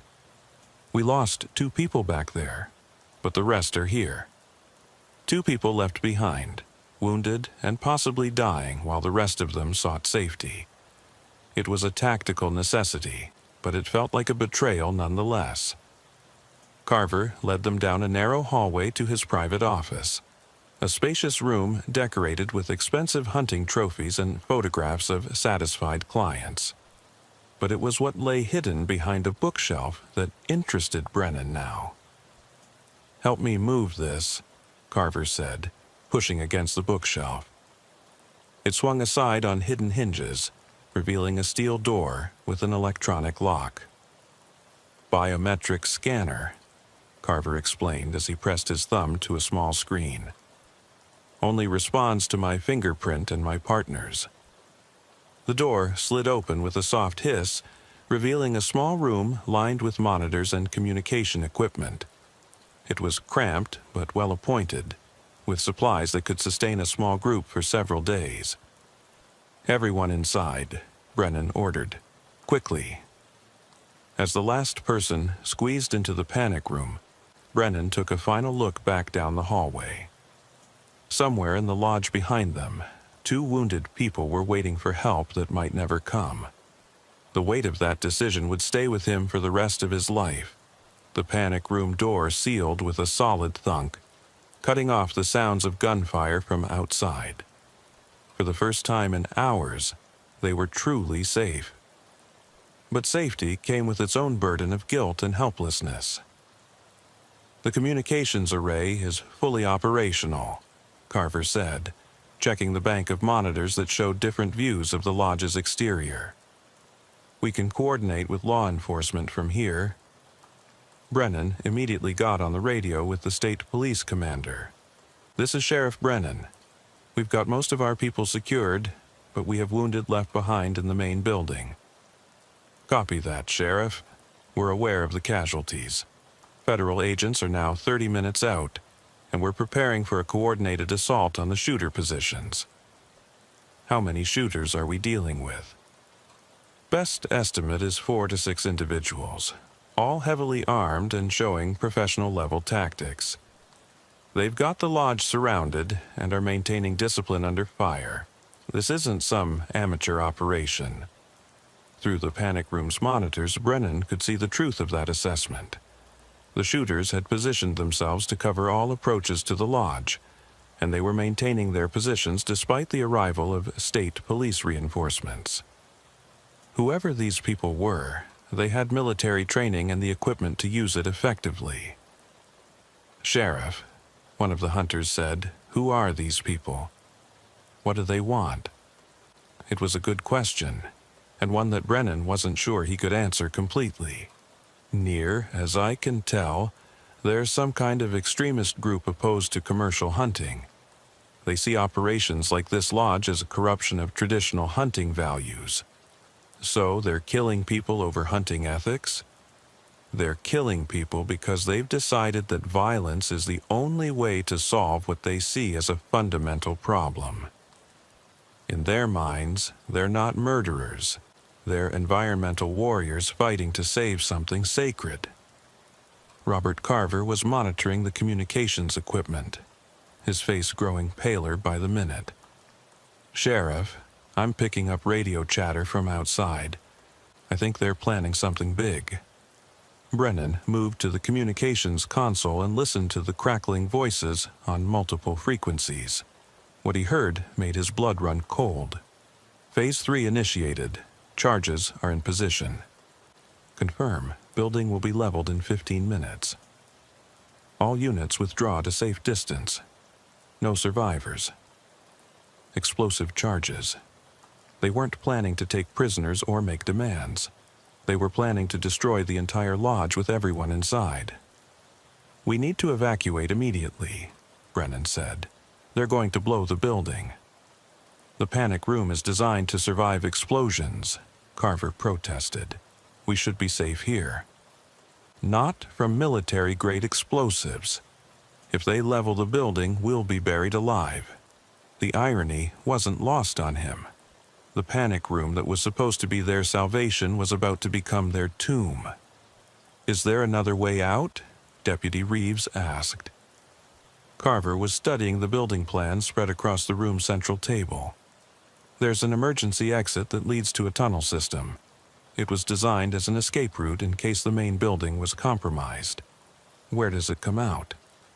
"About 200 yards into the forest, near the old stone quarry. But Sheriff, if they've got the building surrounded..." "They'll be watching the tunnel exit too," Brennan finished. "But it's our only chance." He got back on the radio with the state police.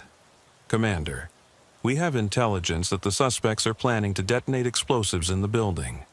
We're evacuating through an emergency tunnel, but we'll need covering fire at the exit point."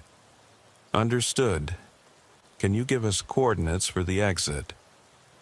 Carver provided the GPS coordinates while Brennan gathered the people in the panic room. "Listen carefully. We're going to move through an underground tunnel to an exit in the forest. When we come up, we'll be in a potential kill zone. Stay low, move fast, and follow my lead exactly." The tunnel entrance was hidden behind another false wall in the panic room. It opened onto a narrow concrete passage that had been carved directly through the bedrock beneath the lodge. Emergency lighting cast eerie shadows on the walls, and the air was stale and humid. "Single file," Brennan ordered. "Keep moving no matter what you hear from above." They had been in the tunnel for perhaps 5 minutes when the world exploded above them. The sound was deafening, a sustained roar that seemed to go on forever. Dust and debris rained down from the tunnel ceiling, and the emergency lights flickered ominously. "Keep moving," Brennan shouted over the noise. "Don't stop." Behind them, Whispering Pines Lodge was being systematically destroyed by carefully placed explosive charges. Everything that Robert Carver had built, everything that represented the new economy in Holloway County, was being reduced to rubble and memories. The tunnel seemed to go on forever, a claustrophobic passage through solid rock that felt like a throat waiting to swallow them. Several of the civilians were starting to panic, their breathing rapid and shallow in the confined space. "How much further?" someone asked. "Almost there," Carver replied, though his voice carried no confidence. Finally, they reached the tunnel's end, a steel ladder leading up to another secured door. Brennan climbed first, checking the electronic lock and the small periscope that showed the area outside. Through the periscope, he could see forest and undergrowth. No obvious signs of the shooters, but that didn't mean they weren't there. These people had shown themselves to be extremely thorough in their planning. "I'm going up first," he told the others. "If it's clear, I'll signal for the rest of you. If shooting starts, go back down the tunnel and wait." "Wait for what?" Deputy Reeves asked. "For the cavalry to arrive." Brennan opened the tunnel exit and emerged into the late afternoon sunlight. The forest was eerily quiet, with none of the normal sounds of wildlife that should have been present. That was a bad sign. Animals avoided areas where there had been recent violence. He moved carefully away from the tunnel entrance, scanning the surrounding trees for any sign of movement. Behind him, he could see a pillar of smoke rising from the direction of the lodge. The explosions had done their work thoroughly. 50 yards from the tunnel, he found what he was looking for: a clear field of fire that would allow the state police snipers to provide covering fire for the evacuation. He signaled for the others to come up. One by one, the survivors emerged from the tunnel and moved toward the rally point Brennan had identified. They were almost all clear when the shooting started. The first shot came from directly overhead, a sniper positioned in the canopy of a massive oak tree. The bullet passed so close to Brennan's head that he could feel the wind of its passage. "Sniper! Everyone down!" The group scattered, seeking whatever cover they could find among the trees and rocks.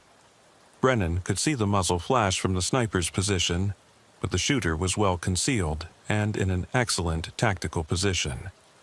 More shots followed, but these were different: the sharp crack of high-powered rifles from multiple directions. The state police snipers had identified the threat and were returning fire. "This is Brennan," he called into his radio. "We have survivors in the open. Coordinates." He rattled off their GPS position. "We need immediate extraction." "Copy that, Sheriff. Extraction team is en route. Hold position for 3 minutes." 3 minutes might as well have been 3 hours. The firefight in the forest canopy was intensifying, with shots echoing back and forth between the trees. Occasionally, debris would rain down as bullets struck branches and bark. Deputy Reeves had found cover behind a large boulder and was returning fire with his service weapon. It was largely ineffective at this range, but it might force the shooters to keep their heads down. "Tommy, conserve your ammunition," Brennan called out. "Let the state police handle the long-range work." But even as he said it, Brennan could see that the situation was deteriorating. More shooters were revealing their positions, and it was becoming clear that they had the area completely surrounded. The survivors were trapped in a kill zone with limited cover and no way to retreat. That's when the helicopters arrived. The sound came first, the distinctive whop-whop-whop of military rotors cutting through the air. Then the aircraft themselves appeared over the treetops, 2 black helicopters that looked like something from a war movie. "Federal agents," Brennan breathed. "About time." The helicopters didn't land. Instead, they hovered over the forest while heavily armed agents fast-roped down into the trees. Within seconds, the nature of the firefight changed completely. The agents moved through the forest with professional efficiency, their communications coordinated and their tactics flawless. They had night vision equipment, body armor, and weapons that made the shooters' rifles look like toys. "This is Agent Sarah Valdez, FBI Hostage Rescue Team," a voice crackled over Brennan's radio. "Sheriff, we have your position. Stay down while we clear the area." The final phase of the battle lasted less than 10 minutes. The shooters, for all their preparation and training, were no match for a federal tactical team with superior equipment and unlimited backup. One by one, their positions were overrun or abandoned. When the shooting finally stopped, the forest felt empty and lifeless. Smoke drifted through the trees, and the smell of gunpowder hung heavy in the air. But the nightmare was finally over. Agent Valdez approached Brennan's position, her tactical gear making her look like something from a science fiction movie. She was a woman in her 40s with the kind of competent bearing that suggested extensive field experience. "Sheriff Brennan, I'm Agent Valdez. Are you and your people all right? We've got some wounded back at the lodge, assuming the building is still standing. And there are casualties from earlier in the day. The lodge was completely destroyed, but we've recovered the wounded, and they're being evacuated to the hospital. What can you tell me about the suspects?" Brennan gave her a quick summary of the day's events, from David Harrison's murder through the siege at the lodge. Valdez listened with the focused attention of someone trained to extract crucial details from chaotic situations. "How many shooters did you identify?" she asked. "At least 4, maybe 6. They had military-level training and equipment, professional coordination and communications. We recovered 5 bodies and 1 prisoner. The survivor is being transported to Louisville for interrogation." Valdez paused, consulting her tactical notes. "Sheriff, this wasn't just about hunting ethics.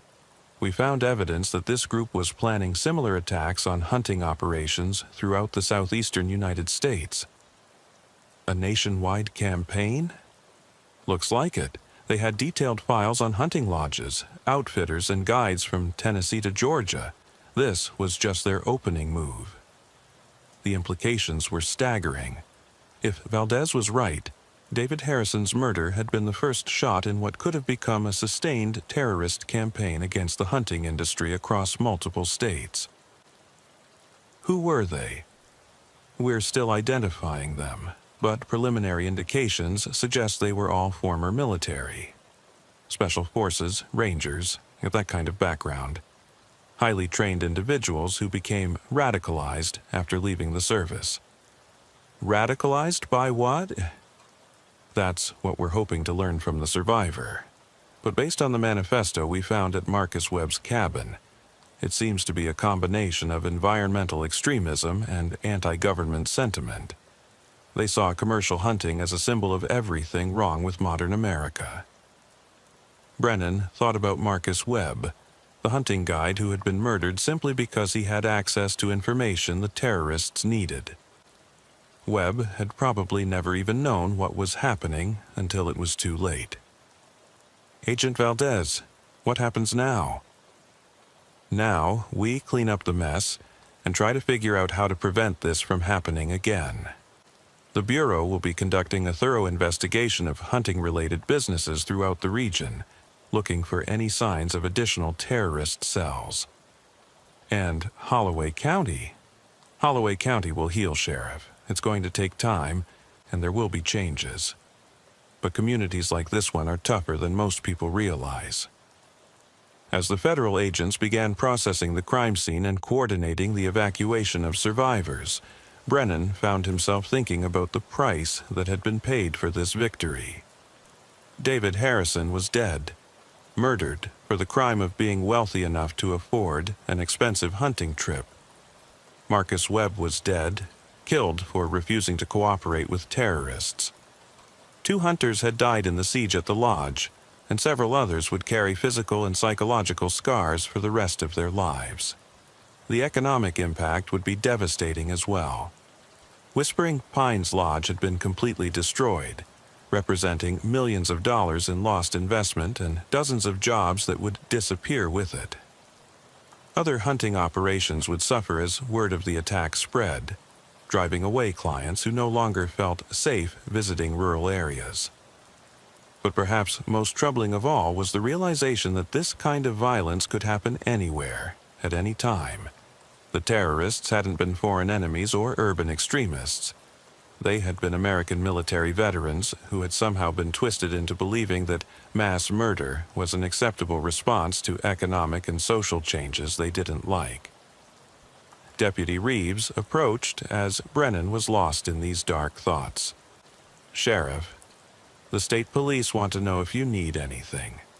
Medical attention, transportation, whatever." "I'm fine, Tommy. Just trying to process everything that's happened." "Hell of a thing. You think it's really over?" Brennan looked around at the smoke-filled forest, the federal agents processing evidence, the media helicopters that were beginning to circle overhead like vultures. "This part is over, but something tells me the larger problem is just getting started." "What do you mean?"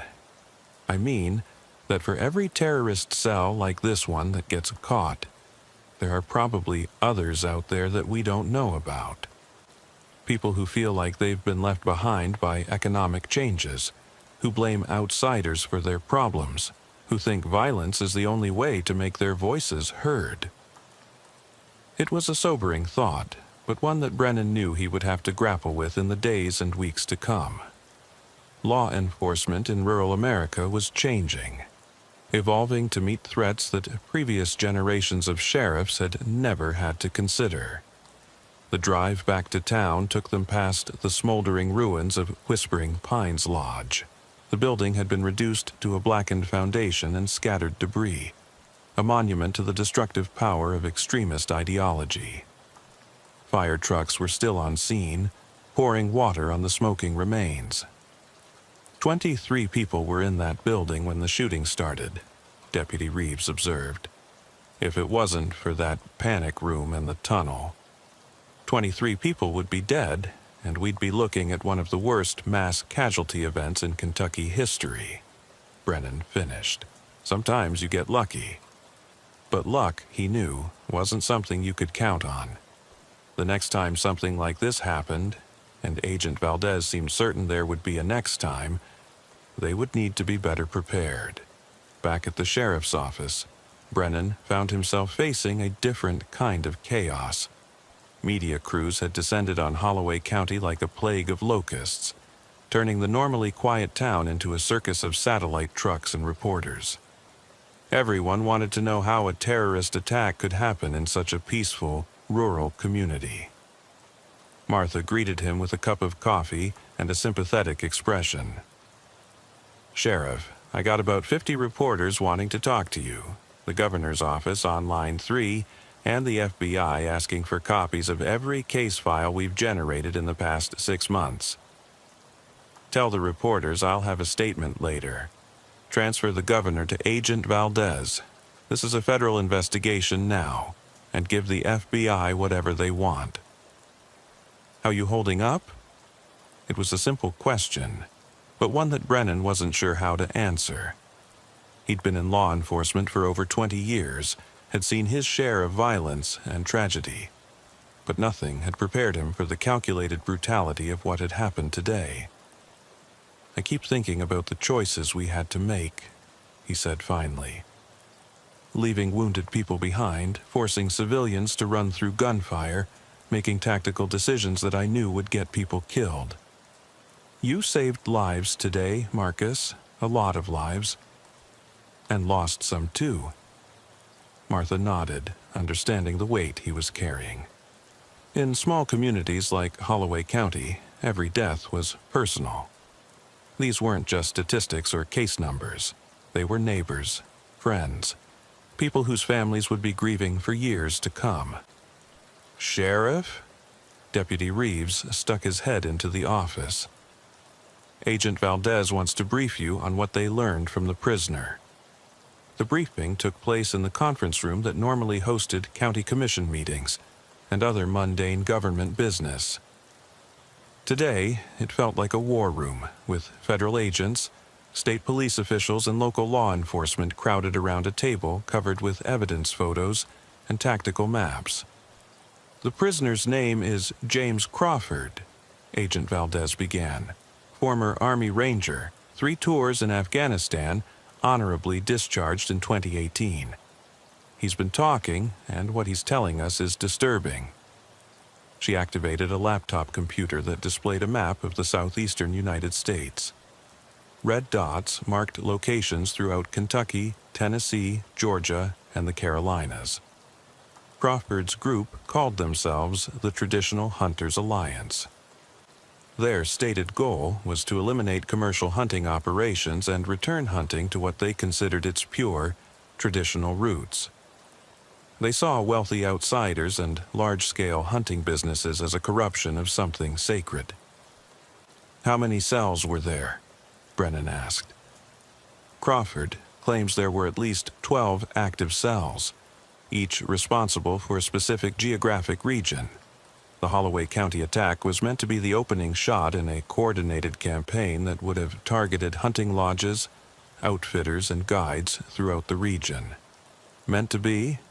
Crawford's arrest and the destruction of his cell has compromised the entire network. We're coordinating with law enforcement agencies throughout the Southeast to identify and arrest the other cell members before they can act. Agent Valdez clicked to the next slide, which showed photographs of the 5 dead terrorists.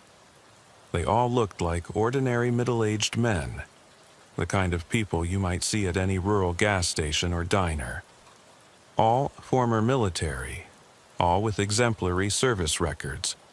No criminal histories, no previous involvement with extremist groups. They were recruited through online forums dedicated to traditional hunting practices and gradually radicalized over a period of months. Recruited by who? That's the million-dollar question.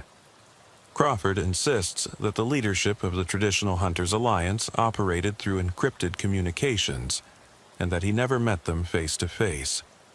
But someone had to be coordinating this operation, providing funding and equipment.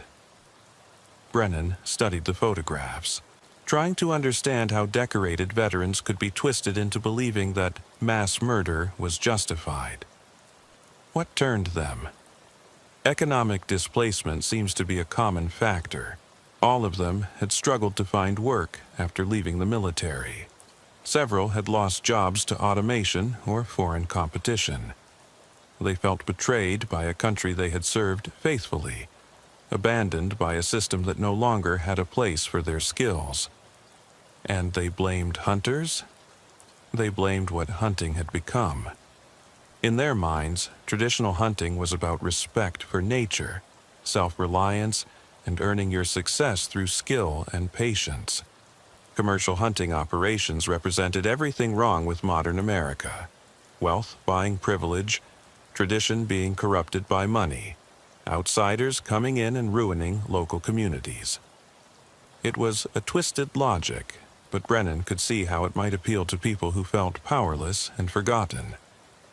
The hunting industry had changed dramatically in recent decades, with wealthy clients increasingly drawn to luxury lodges that offered guaranteed success rather than traditional guides who provided knowledge and hard work.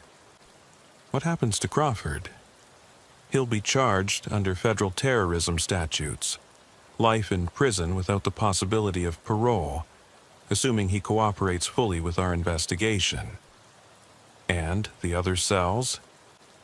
We've already arrested 6 individuals in Tennessee and Georgia. The others seem to have gone underground, but we'll find them eventually. Agent Valdez closed her laptop and gathered her files. "Sheriff, I want you to know that your actions today probably prevented a much larger tragedy. If the Traditional Hunters Alliance had been allowed to carry out their full plan, we could have been looking at hundreds of casualties across multiple states. It was small comfort, given the price that had already been paid, but perhaps the deaths in Holloway County would serve as a warning that would save lives elsewhere." After the federal agents left, Brennan found himself alone in his office for the first time since David Harrison's body had been discovered that morning. It felt like a lifetime ago, though less than 12 hours had actually passed. He thought about the choices that had led to this moment, the decisions, both large and small, that had shaped the day's events. If Marcus Webb had refused to provide information to the terrorists, would he still be alive? If Billy Hackett hadn't been manipulated by grief and anger, would he have become involved at all? If Brennan had handled the siege differently, could more lives have been saved? These were questions that would haunt him for years to come, part of the psychological burden that came with wearing a badge in a violent world. But they were also questions that he couldn't afford to dwell on now. There was still work to be done. The phone rang, interrupting his brooding. It was Dr. Shaw, calling from the hospital where the wounded were being treated. "Marcus, I thought you'd want to know that all the survivors are going to make it. The 2 hunters who were left behind in the lodge both have serious injuries, but they'll recover completely with time." "That's good news, Doc. What about the psychological impact?" "That's going to take longer to heal. Several of them are showing signs of severe trauma. They're going to need counseling, maybe for years." Brennan wasn't surprised. Civilians who survived mass violence often carried invisible wounds that took longer to heal than physical injuries. Holloway County would need to find ways to help these people rebuild their lives. "Doc, I need to ask you something, and I want an honest answer. Could we have done anything differently? Could we have saved more lives?" There was a long pause before Dr. Shaw answered. "Marcus, I've been dealing with violent death for 40 years. I've seen every kind of tragedy you can imagine, and I can tell you that what happened today was the result of careful planning by dangerous people who were committed to causing maximum harm.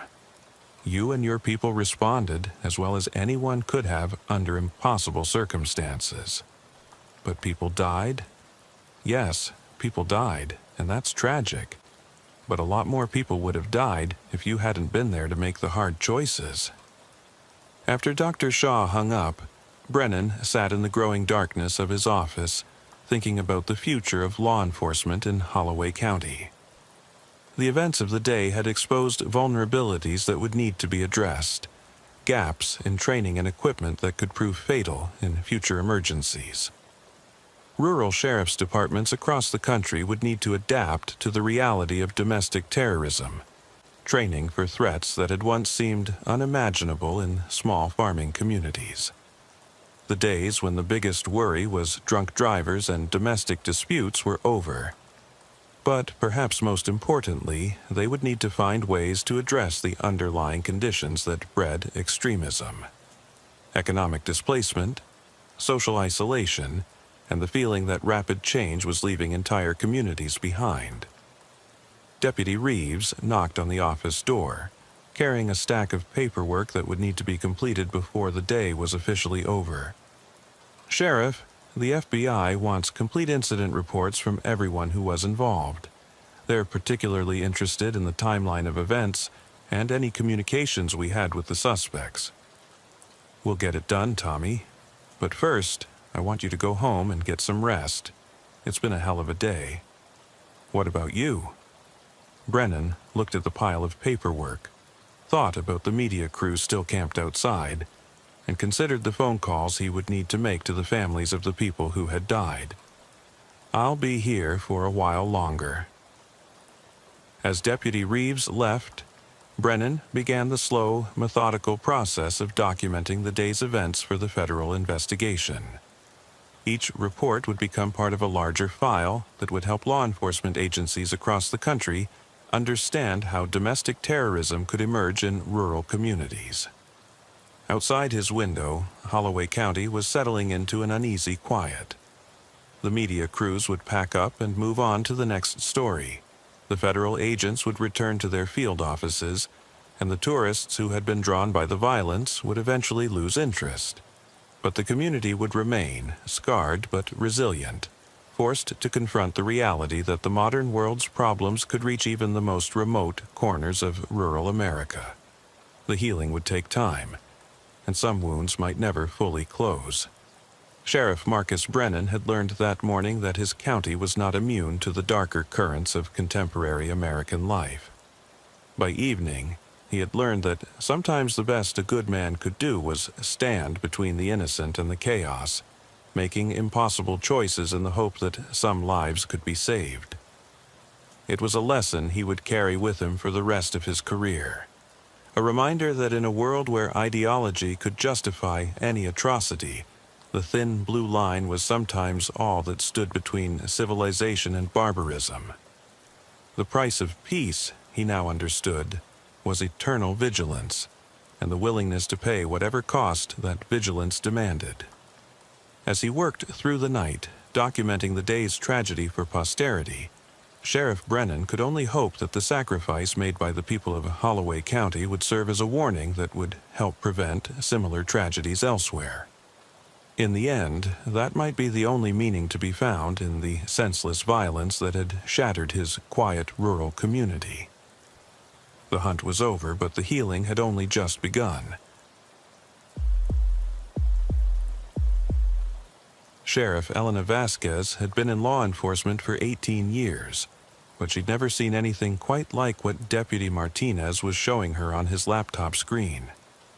The genealogy website displayed a family tree that looked more like a criminal conspiracy chart, with names connected by lines that told a story of secrets buried for over half a century. "Sheriff, this is why the Whitmore case keeps getting stranger," Martinez said, pointing to a cluster of names highlighted in yellow. "Look at these dates. Look at these connections." The call had come in 3 days earlier. Human remains discovered in the basement of the old Whitmore farmhouse during a renovation project. What should have been a straightforward cold case investigation had quickly evolved into something far more complex. The bones weren't just old. They belonged to multiple individuals, buried at different times spanning decades. "Walk me through it again, Carlos," Elena said, settling into her chair with a cup of coffee that had long since gone cold.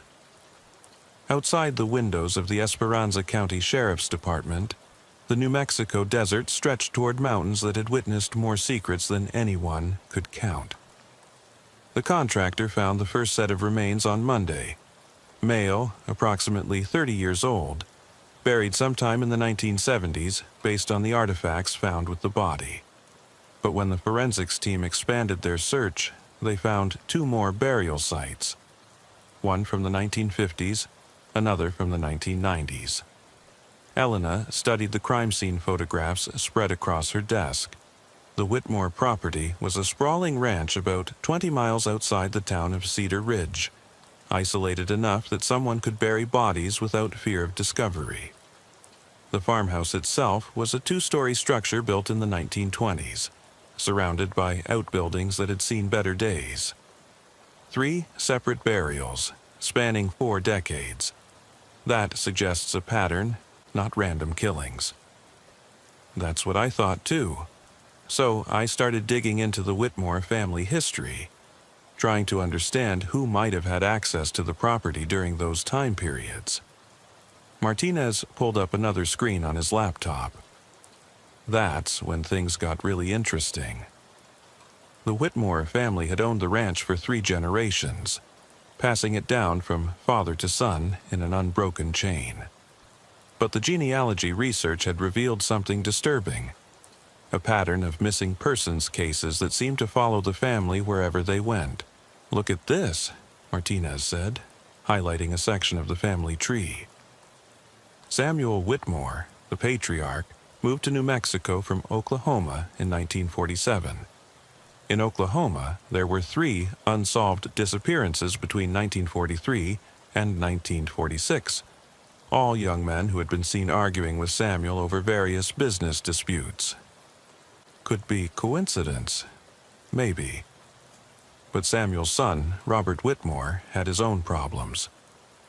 Between 1965 and 1980, 5 people went missing in Esperanza County. All of them had some kind of conflict with Robert. A business partner who accused him of fraud, a neighbor who complained about property lines, a ranch hand who threatened to report safety violations. Elena felt a familiar chill as the pattern became clear. And Robert's son? Michael Whitmore, 3 disappearances between 1985 and 1995. Same pattern. People who had crossed the family or posed some kind of threat to their interests. The implications were staggering. If Martinez's research was accurate, they weren't dealing with a single killer or even a crime spree. They were looking at a family tradition of murder that had continued for over 50 years, with each generation adding their own victims to the collection buried beneath the farmhouse. Where's Michael Whitmore now? That's the problem. He died in a car accident in 2003. The property has been tied up in probate ever since, which is why it's only now being renovated. But Sheriff, there's something else. Michael had a son. Elena's blood went cold. Please tell me he doesn't live in Esperanza County. David Whitmore, age 34, lives in Cedar Ridge, works as a contractor, married with 2 young children, and according to his wife, he's been acting strange lately. Strange how? She called the non-emergency line yesterday, said her husband has been having nightmares and talking in his sleep about family obligations and keeping the secrets. She's worried he might be having some kind of breakdown. Elena stood up and walked to the window, looking out at the desert landscape that had hidden so many secrets for so long. If the pattern held, David Whitmore was the latest in a line of killers, inheriting not just property but a legacy of violence that stretched back decades. Carlos, I want you to put together a complete timeline. Every disappearance, every death, every connection to the Whitmore family. Cross-reference with missing persons reports from surrounding counties. And I want surveillance on David Whitmore, but keep it subtle. If he's following the family pattern, there might be recent victims we haven't found yet. Already started on the timeline, but Sheriff, there's something else you need to know. I think the family had help. Help?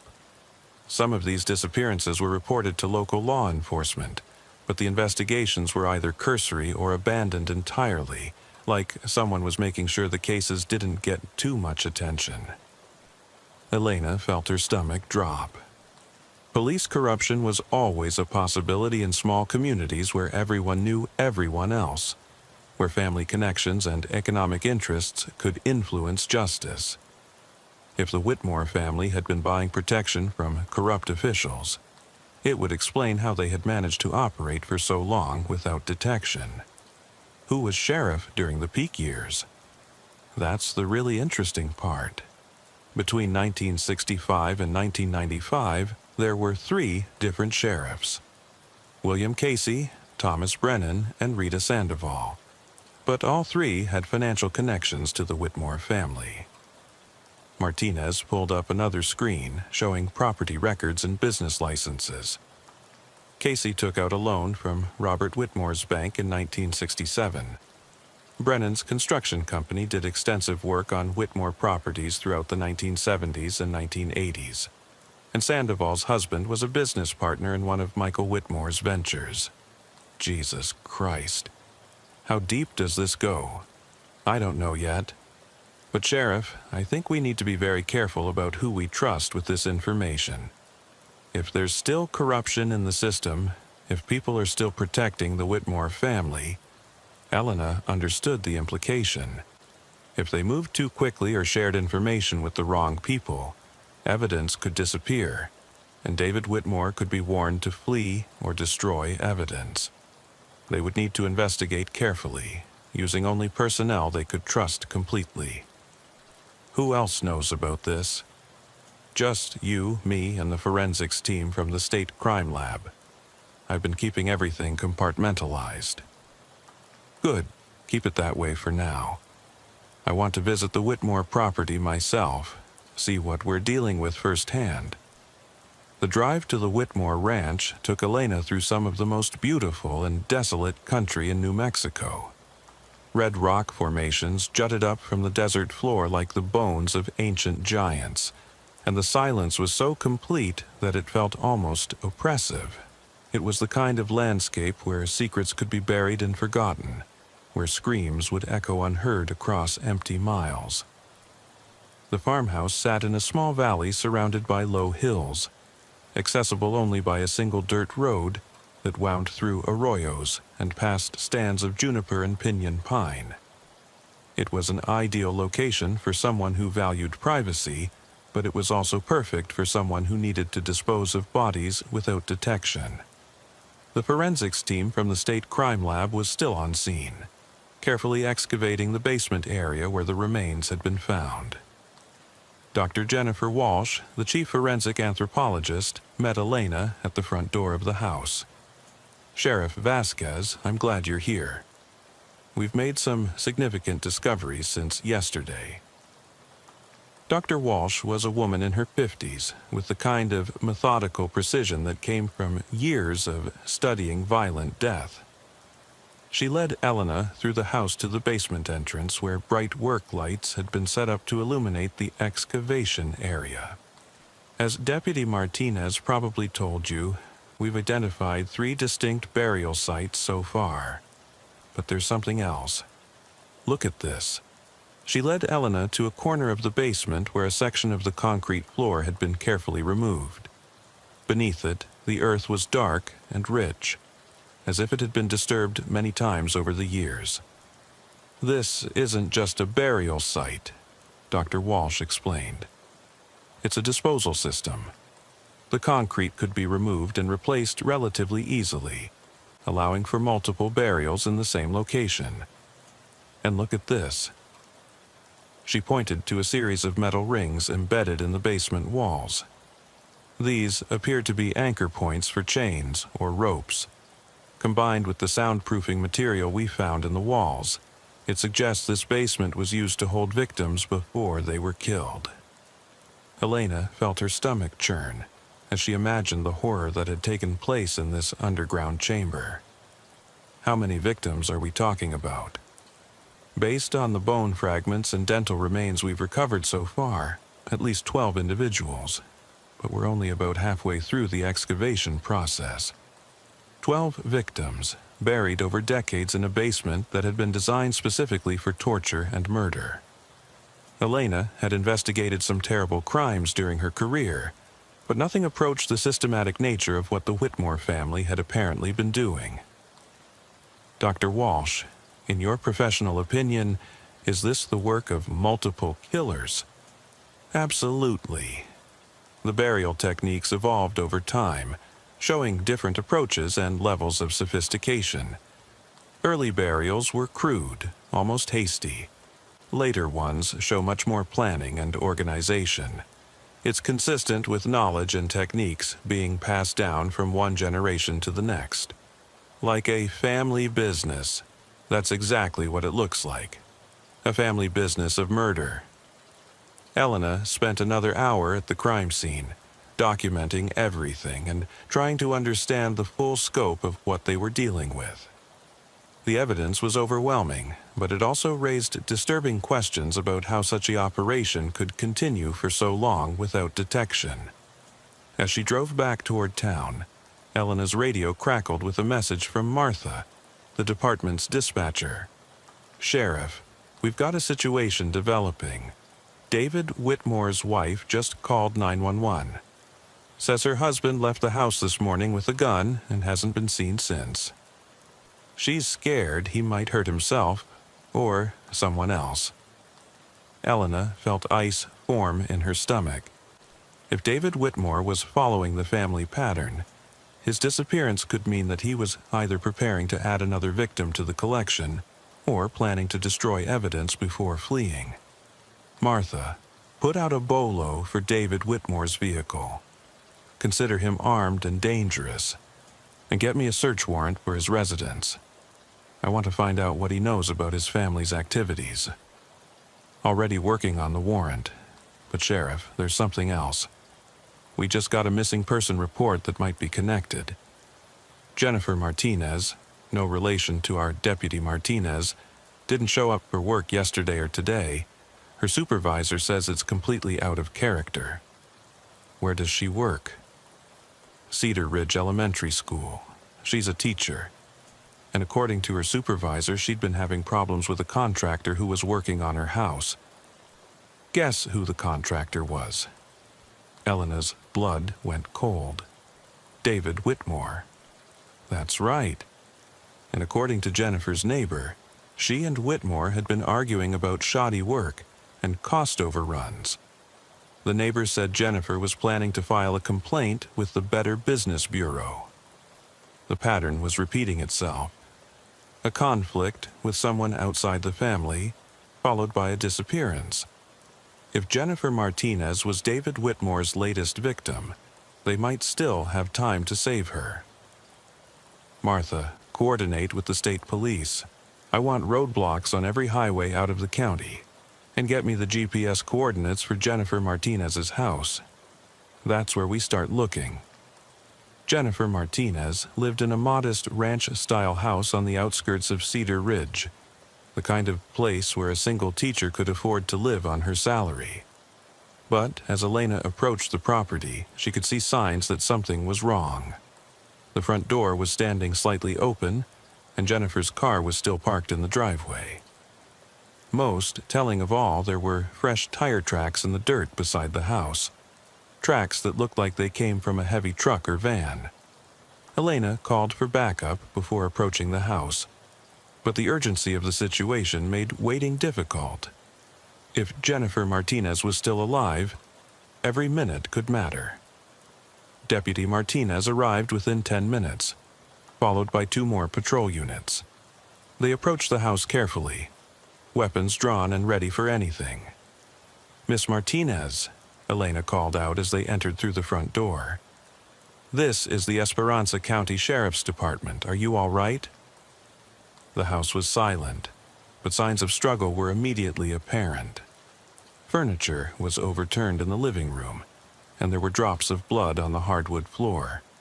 Most disturbing of all, there were muddy footprints leading from the front door to the back of the house. "Sheriff, look at this," Deputy Martinez called from the kitchen. He was standing beside the back door, which showed signs of forced entry. "Someone kicked this in from the outside." Elena examined the damage. The door frame was splintered, and the deadbolt had been torn completely out of the wood. Whoever had done this was strong and determined, not someone who was worried about making noise or leaving evidence.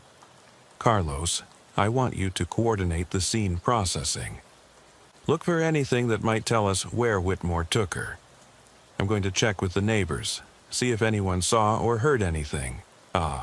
The neighbor to the east was an elderly man named Harold Ferguson, who spent most of his time sitting on his front porch watching the world go by. If anyone had seen something unusual, it would be Harold. "Sheriff, I was wondering when you'd come asking," Harold said as Elena approached his porch. "That contractor fellow was here yesterday afternoon making all kinds of racket." "What kind of racket?" "Yelling and carrying on about being cheated and disrespected. Jenny came outside to try to calm him down, but he just got more agitated. Finally, she went back inside and locked the door." "What happened then?" "He left, but he came back after dark. I heard his truck pull up around 9 o'clock, but I didn't see him leave. Figured he was working late or something." Elena felt her heart race. If David Whitmore had returned after dark, it meant the attack on Jennifer Martinez had been planned, not a spontaneous act of violence. "Harold, did you hear anything else? Any sounds that might have been a struggle or someone calling for help?" "Well, now that you mention it, I did hear some thumping and banging around 10:30. Thought maybe Jenny was moving furniture or something. But thinking back on it, it did seem kind of late for that kind of work." "Why didn't you call the police?" Harold looked embarrassed. "To tell you the truth, Sheriff, Jenny and I ain't been getting along too well lately. She complained about my dogs barking, and I complained about her music being too loud. I figured whatever was going on over there was her own business." It was a common problem in rural communities. Neighbors who minded their own business to a fault, sometimes with tragic consequences. If Harold had called the police when he heard the sounds of struggle, Jennifer Martinez might still be safe. Elena returned to Jennifer's house to find that the crime scene team had made some disturbing discoveries. In addition to the signs of struggle in the living room, they had found evidence that Jennifer had been bound and gagged before being removed from the house. "Sheriff, look at this," one of the technicians said, pointing to marks on the hardwood floor. "Rope burns and scuff marks like someone was dragged across the floor. And we found duct tape residue on the kitchen counter." "Any idea where he might have taken her?" "Based on the tire tracks outside, we're looking for a heavy-duty pickup truck or van. The tread pattern matches Goodyear Wrangler tires, size 265/70R17. It's a common size, but it should help narrow down the search." Elena's radio crackled with an update from the state police. "Sheriff, we've got a hit on the bolo. David Whitmore's truck was spotted heading north on Highway 25 about an hour ago. Units are in pursuit." "I'm en route," Elena replied, heading for her patrol car at a run. If they could catch Whitmore before he reached whatever destination he had in mind, they might still be able to save Jennifer Martinez. The chase led them through some of the most remote territory in Esperanza County, along winding mountain roads that offered spectacular views and deadly drop-offs. David Whitmore was driving like a man with nothing to lose, taking curves at speeds that would have been suicidal for most drivers. Elena coordinated the pursuit from her patrol car, staying in radio contact with the state police units that were actually doing the chasing. The goal was to contain Whitmore without forcing him into a crash that might kill both him and his victim. "All units, be advised that the suspect vehicle may contain a hostage," Elena broadcasted. "Do not attempt a pit maneuver or any other aggressive stopping technique without authorization." The pursuit continued for nearly an hour, winding through national forest land where the road became increasingly narrow and dangerous.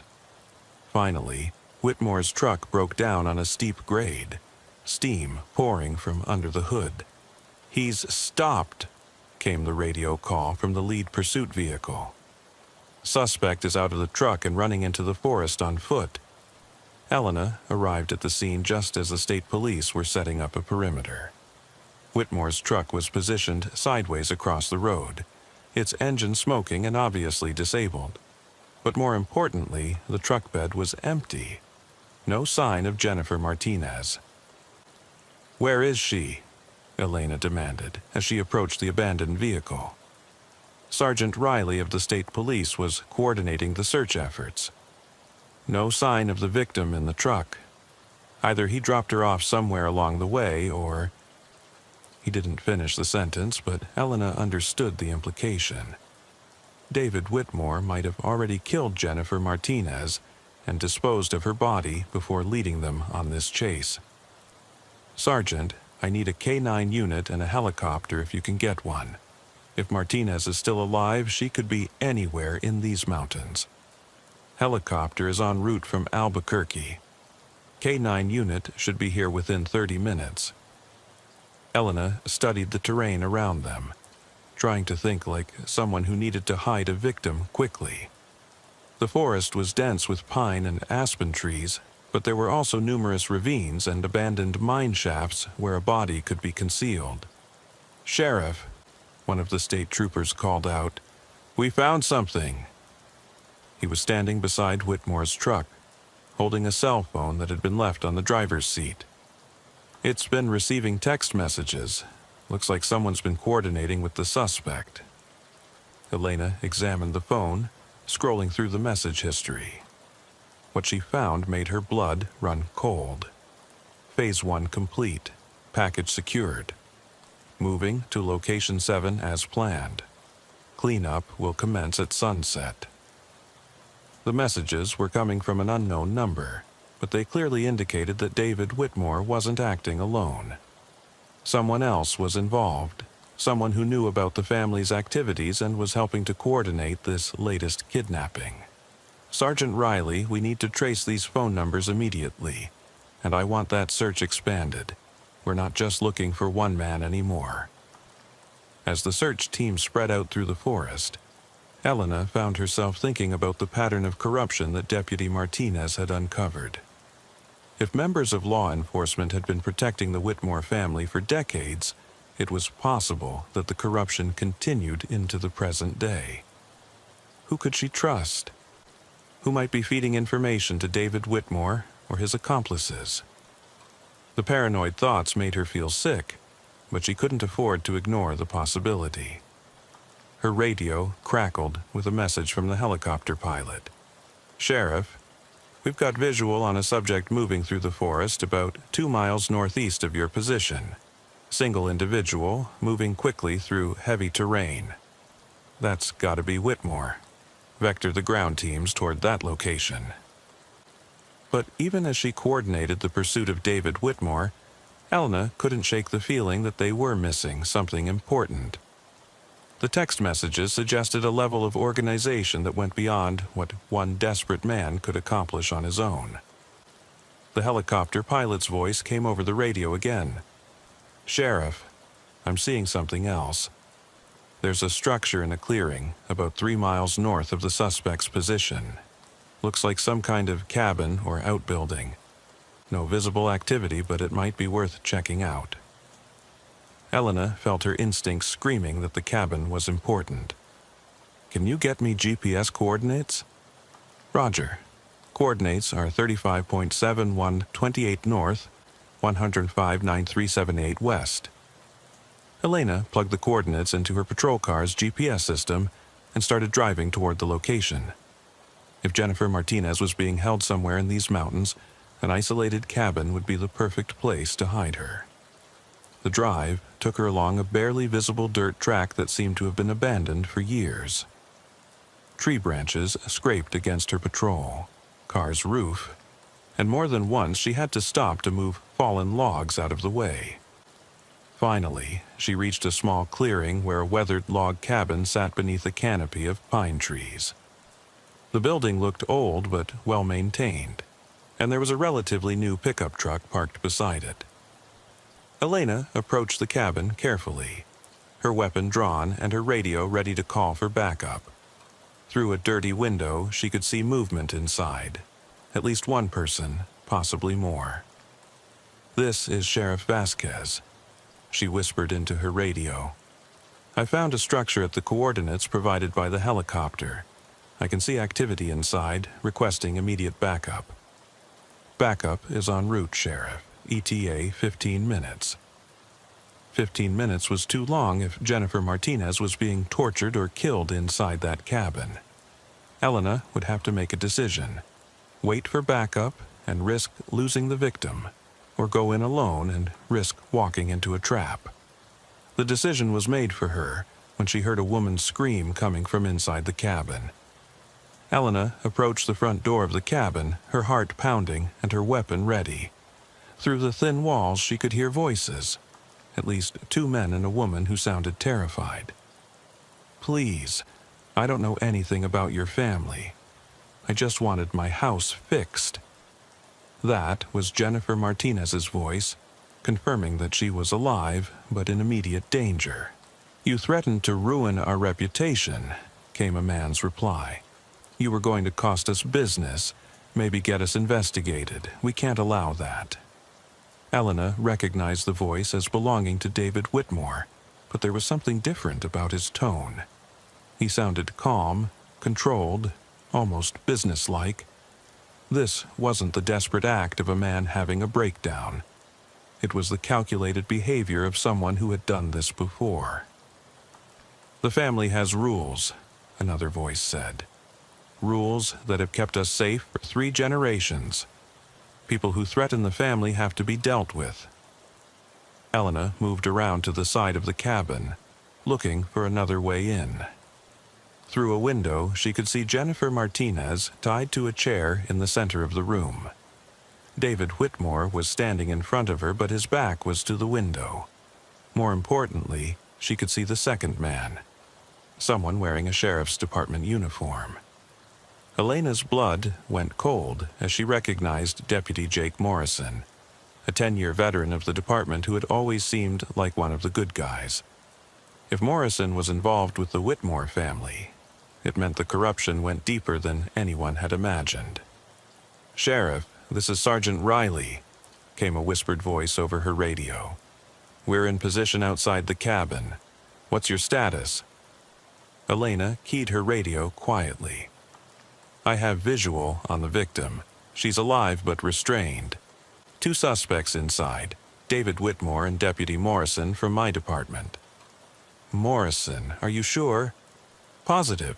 I think we've uncovered a conspiracy that goes back decades." "Orders?" Elena studied the situation through the window. Jennifer Martinez was clearly terrified, but didn't appear to be seriously injured. David Whitmore and Morrison were focused on their conversation, apparently deciding what to do with their victim. "I'm going in through the front. When you hear me announce myself, breach through the back door. We need to coordinate this perfectly. If they panic, they might kill the hostage." Elena made her way back to the front door of the cabin, taking deep breaths to steady her nerves. She had been in dangerous situations before, but never one where she couldn't trust her own people. "This is Sheriff Vasquez," she shouted as she kicked in the front door. "Everyone on the ground now." The scene inside the cabin erupted into chaos. David Whitmore spun toward her, his hand moving toward a gun on his belt. Deputy Morrison dove behind a table, drawing his service weapon. "Elena, don't do this," Morrison shouted. "You don't understand what's at stake here." "I understand perfectly, Jake. You've been protecting murderers for God knows how long." Jennifer Martinez was screaming, trying to tip her chair away from the gunfire that she knew was coming. Elena kept her weapon trained on David Whitmore while trying to keep track of Morrison's position. "The Whitmore family has been good to this county," Morrison said, his voice taking on a pleading tone. "They've provided jobs, paid taxes, supported local businesses. A few troublemakers going missing is a small price to pay for that kind of stability." "A few troublemakers? Jake, we found at least 12 bodies buried under their house. People who threatened the family's livelihood. People who would have destroyed everything they'd built." Elena couldn't believe what she was hearing. Morrison wasn't just corrupt. He was a true believer in some twisted philosophy that justified murder in the name of economic stability. "Jake, put down your weapon. This ends now." "I'm sorry, Elena. I really am. But I can't let you destroy everything we've worked to protect." Morrison raised his gun toward Elena, forcing her to make a split-second decision. She fired twice, the shots echoing through the small cabin like thunder. Morrison dropped his weapon and collapsed behind the table, clutching his shoulder and cursing. David Whitmore had frozen when the shooting started, his hand still on his gun but apparently unwilling to draw it. "Hands where I can see them," Elena shouted, keeping her weapon trained on Whitmore. "Get away from that gun." The cabin's back door exploded inward as Sergeant Riley and his team breached the rear entrance. Within seconds, the situation was under control. David Whitmore was on the ground in handcuffs, and Morrison was receiving medical attention for his wounded shoulder. Elena rushed to Jennifer Martinez, cutting the ropes that bound her to the chair. "Are you hurt? Did they do anything to you?" "I'm okay," Jennifer sobbed. "They were going to kill me. They kept talking about family traditions and eliminating threats. You're safe now. It's over." But even as she said it, Elena knew that it wasn't really over. The discovery of corruption within her own department raised questions about how many other cases might have been compromised, how many other crimes might have been covered up. As the state police took David Whitmore and Deputy Morrison into custody, Elena found herself wondering how deep the conspiracy really went. Morrison had been with the department for 10 years. How many investigations had he sabotaged? How many pieces of evidence had he made disappear? "Sheriff," Sergeant Riley approached her as the suspects were being loaded into transport vehicles. We need to talk about the implications of this case. I know. If Morrison was protecting the Whitmore family, there's no telling how much evidence he might have destroyed over the years. It's worse than that. We found something in Morrison's patrol car, a list of names and addresses, people who've had conflicts with various businesses around the county. It looks like the Whitmore operation was expanding beyond just family disputes. Elena felt sick as she considered the implications. If the list represented potential future victims, the conspiracy was far larger than anyone had imagined. How many names? 17. And according to the dates beside each name, several of these people have already gone missing in the past few months. The scope of the crimes was staggering. What had started as a family tradition of eliminating threats had apparently evolved into a business model, with corrupt law enforcement helping to identify targets and cover up the evidence. Sergeant, I need to request federal assistance. This is beyond what local and state agencies can handle. We're looking at a criminal enterprise that may have been operating for decades. Already done. FBI is en route from Albuquerque. They'll want to interview everyone involved and review every case file from the past 20 years. As Elena drove back toward town, her mind raced through the implications of what they had discovered. How many missing persons cases had been dismissed as people simply leaving town? How many families had been denied justice because corrupt officials were protecting killers? The radio crackled with an update from Deputy Martinez, who had been coordinating the investigation from the office. Sheriff, we've got a problem. Word is getting out about Morrison's arrest, and some people are starting to panic. I've had 3 calls in the past hour from people wanting to know if their missing relatives might be connected to this case. That's going to be a long conversation, Carlos. We may need to reopen dozens of cold cases. There's something else. I've been going through Morrison's desk and his computer files. I found email correspondence with someone using the name Family Friend, going back 5 years. Looks like Morrison was getting regular payments for providing information about ongoing investigations. Elena felt her stomach drop. If Morrison had been selling information about police investigations, it meant that other criminals besides the Whitmore family might have benefited from his corruption. How much money are we talking about? Hard to say exactly, but based on what I can find, it looks like Morrison made at least $50,000 over the past 5 years. All of it deposited in a bank account in Las Cruces under his wife's name. $50,000 was a fortune for someone making a deputy's salary. It was more than enough to buy silence and cooperation in covering up serious crimes. Carlos, I want you to secure Morrison's office and his patrol car. Don't let anyone else touch anything until the FBI gets here. And start making a list of every case Morrison was involved with in the past 10 years. We're going to have to review all of them. The drive back to town took Elena past the Whitmore Ranch, where the forensics team was still excavating the basement burial site. The discovery of corruption within her own department had added a new dimension to the investigation, raising questions about how many other victims might be buried on the property. Dr. Walsh was waiting for her when she arrived at the ranch, her expression grim. Sheriff, we've made some additional discoveries that you need to know about. More bodies? Worse. We found a room behind the basement burial area, a hidden chamber that was accessed through a concealed door. Inside, we discovered what appears to be a record-keeping system for the family's activities. Dr. Walsh led Elena down into the basement, past the excavation areas where technicians were still carefully removing human remains. The hidden chamber was small, perhaps 8 feet by 10 feet, with stone walls that felt like a medieval dungeon. "Look at this," Dr. Walsh said, pointing to a series of ledger books arranged on a makeshift shelf. They kept detailed records of every victim. names, dates, methods of disposal, even photographs. Elena opened one of the ledgers with trembling hands. The entries were written in different handwriting styles, suggesting that multiple generations of the family had contributed to the records. Each entry contained information that made her stomach churn. Thomas Mitchell, age 29. Threatened to expose business practices. Buried North Wall, October 15, 1973.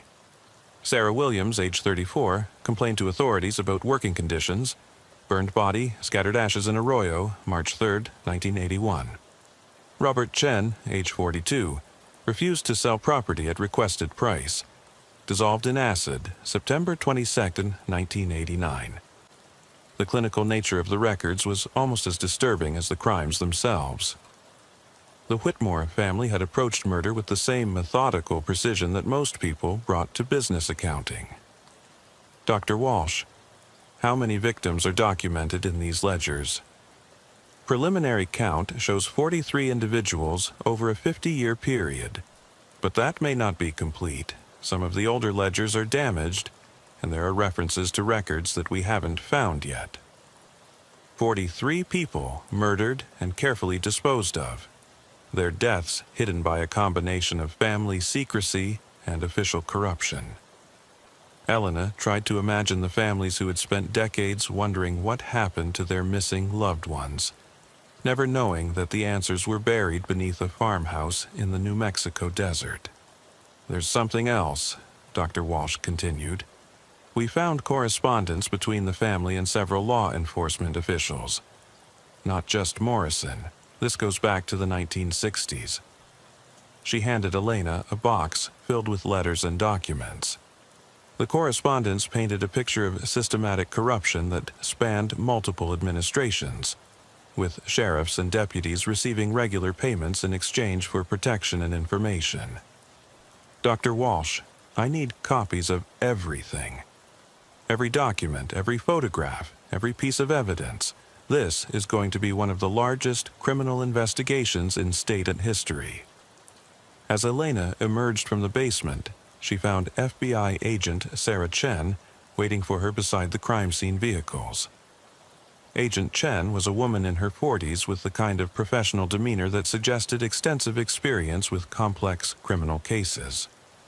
Sheriff Vasquez, I'm Agent Chen from the FBI's Albuquerque field office. I understand you've uncovered a significant criminal conspiracy. That's putting it mildly, Agent Chen.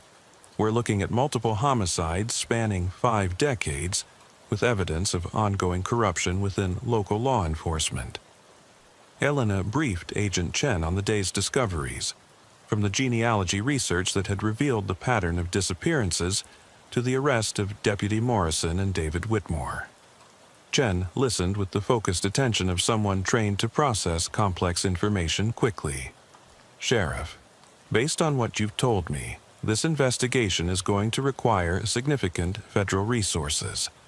We'll need to coordinate with multiple agencies and potentially reopen dozens of cold cases from surrounding jurisdictions. I understand. My department will provide full cooperation. I appreciate that. But I need to be clear about something. Given the evidence of corruption within your department, we'll need to conduct this investigation independently. That means federal agents will be taking the lead on all major aspects of the case. Elena had expected this response, but it still stung. The corruption of Deputy Morrison had tainted the entire department in the eyes of federal investigators, making it impossible for local law enforcement to maintain credibility in such a high-profile case. What do you need from us? Complete access to all case files, personnel records, and evidence. We'll also need to interview every member of your department to determine the extent of the corruption. Over the next several hours, Elena watched as federal agents took control of what had been her investigation. FBI technicians photographed and cataloged every piece of evidence, while other agents began the process of interviewing department personnel to determine who else might have been compromised. The media attention was intense and immediate. Within hours of the arrests, News crews from Albuquerque and Phoenix had descended on Cedar Ridge, turning the normally quiet town into a circus of satellite trucks and reporters. The story of a multi-generational murder conspiracy was exactly the kind of sensational crime that captured national attention. Elena found herself fielding phone calls from reporters, federal officials, and politicians who all wanted to know how such a conspiracy could have operated for so long without detection. The questions were fair, but painful, forcing her to confront the possibility that she had missed warning signs during her own tenure as sheriff. "Sheriff," Agent Chen approached her as the sun was setting over the crime scene. "We need to discuss the scope of this investigation. Based on the evidence we've found so far, we believe the Whitmore conspiracy may extend beyond Esperanza County." "What do you mean?" "The financial records we recovered from the ranch show payments to law enforcement officials in at least 3 other counties. We think this family was operating a regional network of corruption and murder." Elena felt sick. Bad enough that her own department had been compromised, but the idea that the conspiracy had spread across multiple jurisdictions suggested a level of organization that bordered on the criminal enterprise. "How many other departments are we talking about?" "Preliminary analysis suggests at least 4 counties in New Mexico and 2 in Colorado. We're coordinating with federal agents in those jurisdictions to determine the extent of the corruption. And the victims could be in the hundreds, Sheriff. This family wasn't just killing people who crossed them directly. They were also eliminating people who posed threats to their business associates and political allies." The scope of the crimes was almost incomprehensible.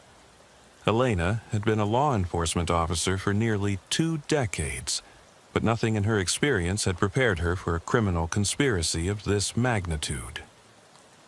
"Agent Chen, what happens to my department now?" "That depends on what our investigation reveals. If the corruption was limited to Morrison and perhaps 1 or 2 others, you might be able to rebuild trust and continue operating. But if we find evidence of broader involvement..." She didn't need to finish the sentence. If the corruption was widespread, the entire Esperanza County Sheriff's Department could be disbanded and replaced with state or federal oversight. Elena's radio crackled with a message from Deputy Martinez. "Sheriff, we've got another situation developing. David Whitmore's wife is here at the station with her children. She says she has information about other family members who might be involved in this conspiracy. I'll be right there." The drive back to town gave Elena time to think about the personal dimension of the tragedy that was unfolding. David Whitmore's wife and children were innocent victims of a family legacy they had probably never fully understood. How do you explain to children that their father and grandfather and great-grandfather were all serial killers? Linda Whitmore was waiting in the sheriff's office conference room when Elena arrived, her 2 young children sitting quietly beside her with the stunned expressions of people whose world had just collapsed. Linda herself looked like she had aged 10 years in the past 24 hours. "Mrs. Whitmore, I'm Sheriff Vasquez. I understand you have information that might help our investigation." Linda nodded, her hands shaking as she tried to maintain her composure in front of her children. "Sheriff, I knew something was wrong with David's family, but I never thought they were actually killing people." "What kind of things did you notice?" "Strange conversations, mostly. David's father would talk about family obligations and maintaining traditions. He made it sound like some kind of business philosophy, but there was always something creepy about the way he said it." Elena pulled out a notepad, preparing to document everything Linda could remember. "Did you ever see anything suspicious at the ranch?" "We didn't visit the ranch very often. Michael, that was David's father, always said it was too dangerous for children. Too many old buildings and abandoned equipment. But the few times we did go there, I noticed that certain parts of the property were off limits." "Off limits how?" The basement of the main house, for one thing. Michael always kept it locked, said it was just storage, but that the stairs were unsafe. And there was an old shed behind the house that David was never allowed to enter, even as an adult. Elena made a note to have the FBI search the shed Linda had mentioned. If the family had been disposing of bodies for 50 years, there might be additional burial sites on the property. Mrs. Whitmore, did David ever talk about other family members who might have been involved in these activities? Linda glanced at her children, clearly struggling with how much to say in front of them. Elena took the hint and arranged for a deputy to take the children to the break room for some snacks and cartoons. Once the children were out of earshot, Linda's composure cracked. "Sheriff, I think David's uncle might be involved. Robert Whitmore lives up in Colorado near Durango. David used to visit him several times a year, and he always came back acting strange." "Strange how?" "Paranoid, secretive. He'd check and double-check the locks on our house like he was afraid someone was coming after us. And he started talking about family responsibilities and how some secrets had to be kept at any cost." Elena felt her pulse quicken. If Robert Whitmore was still alive and living in Colorado, he might be continuing the family tradition of murder. "Mrs. Whitmore, when was the last time David visited his uncle?" "About 3 months ago. He was gone for a week, said it was a family emergency. But when he came back, he was different. More aggressive, more paranoid. He started talking about people who were threats to the family and how they needed to be dealt with." 3 months ago.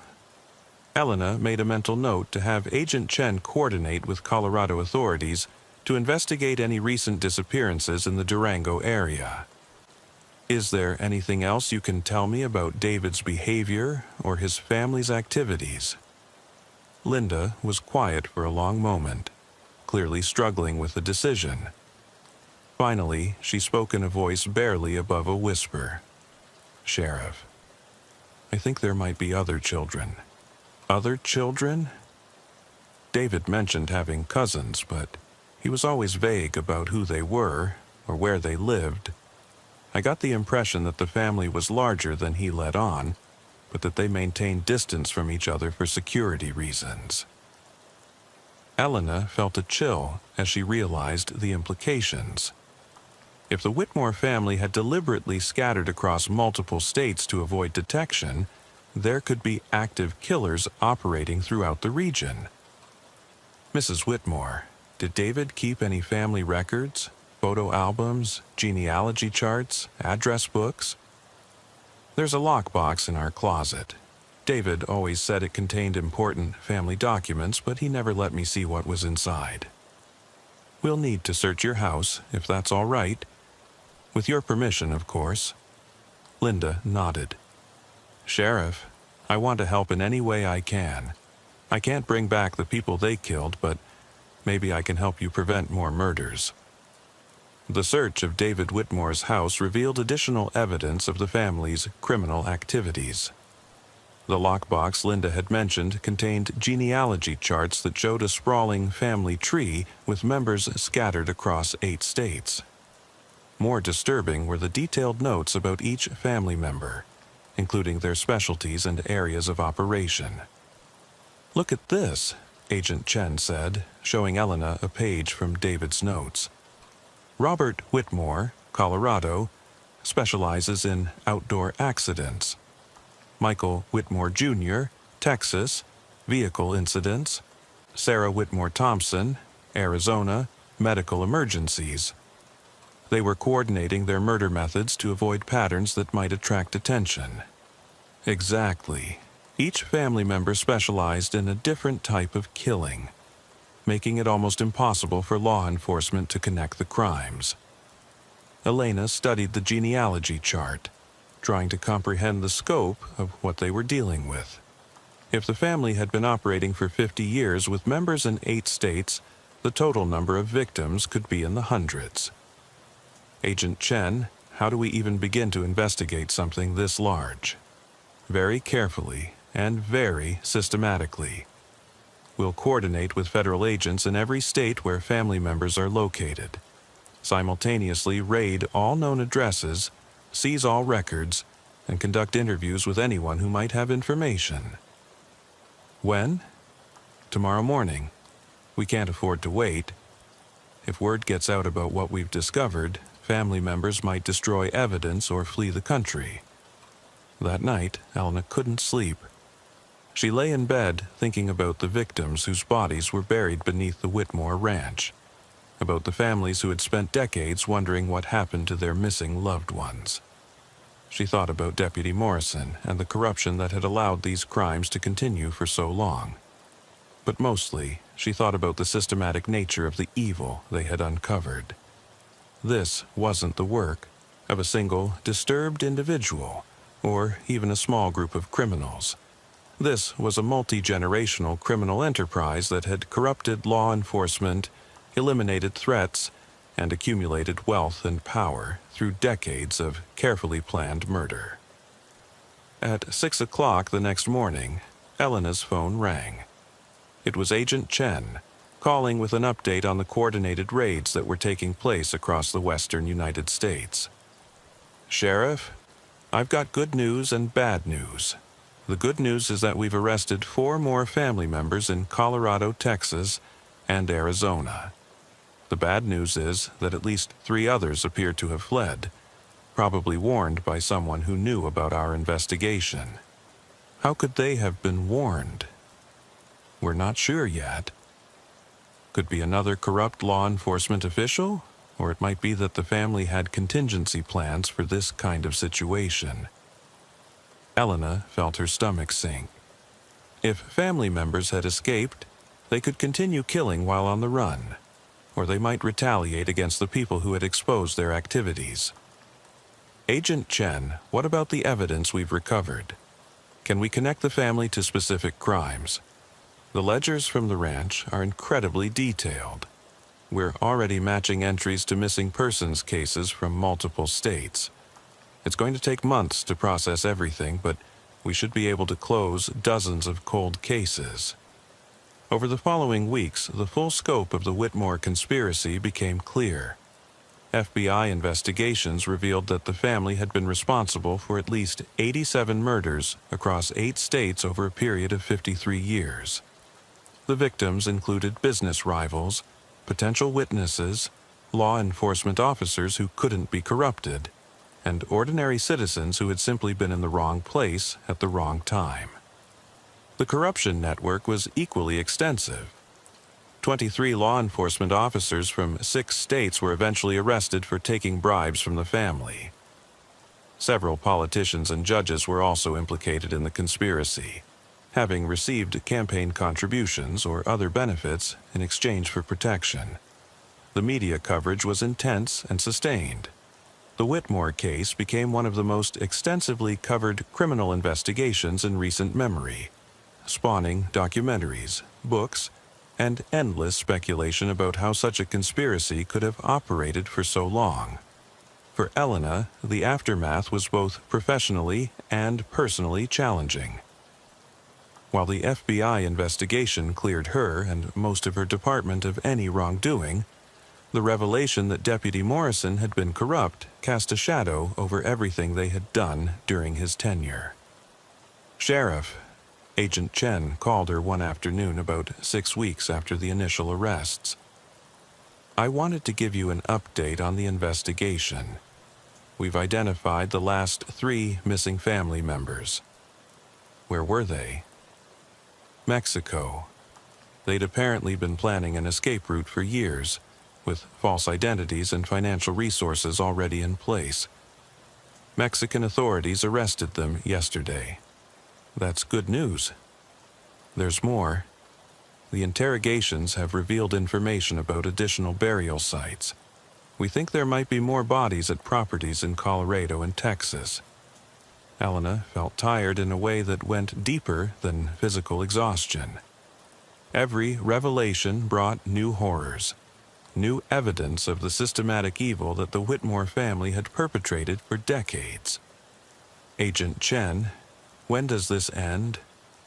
I wish I could give you a definitive answer, Sheriff. We're still processing evidence, still identifying victims, still untangling the financial aspects of the conspiracy. It could be years before we have a complete picture. And the trials? The first ones will probably begin next year. Given the complexity of the case and the number of defendants, the legal proceedings could continue for the better part of a decade.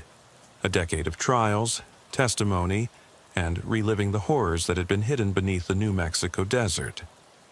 Elena wondered if the families of the victims would find closure in the legal process, or if the lengthy proceedings would simply prolong their suffering. Sheriff, Agent Chen continued, I want you to know that your department's work on this case was exemplary. If Deputy Martinez hadn't done that genealogy research, if you hadn't been willing to pursue the investigation despite the political implications, the Whitmore family might have continued killing for years. It was a generous assessment, but Elena couldn't shake the feeling that they should have uncovered the conspiracy sooner. How many lives could have been saved if someone had connected the dots earlier? 3 months after the initial arrests, Helena stood in the basement of the former Whitmore Ranch, watching as forensic technicians carefully excavated the last of the burial sites. The building would eventually be demolished, but not before every piece of evidence had been recovered and every victim had been identified. Dr. Walsh approached her with a final report on the excavation. Sheriff, we've completed the recovery process. Final count is 51 individuals buried on this property alone. 51 people whose lives had been cut short by a family that saw murder as a business tool. 51 families who would finally have answers about what happened to their missing loved ones. Dr. Walsh, were you able to identify all of them? Most of them. Dental records, DNA analysis, and the family's meticulous record-keeping allowed us to identify 47 of the victims. The other 4 will probably remain unknown.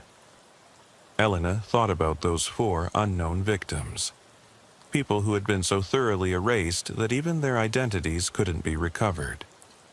In some ways, they represented the ultimate tragedy of the Whitmore conspiracy. Not just murder, but the complete obliteration of human existence. What happens to the property now? The state will probably sell it eventually, once all the legal proceedings are complete. I doubt anyone will want to live here, given the history. As Elena drove away from the ranch for the last time, she reflected on the lessons the case had taught her about the nature of evil and the importance of vigilance in law enforcement. The Whitmore family had succeeded for so long because they understood how to exploit the weaknesses in the system. Corruption, jurisdictional boundaries, and the tendency of people to mind their own business.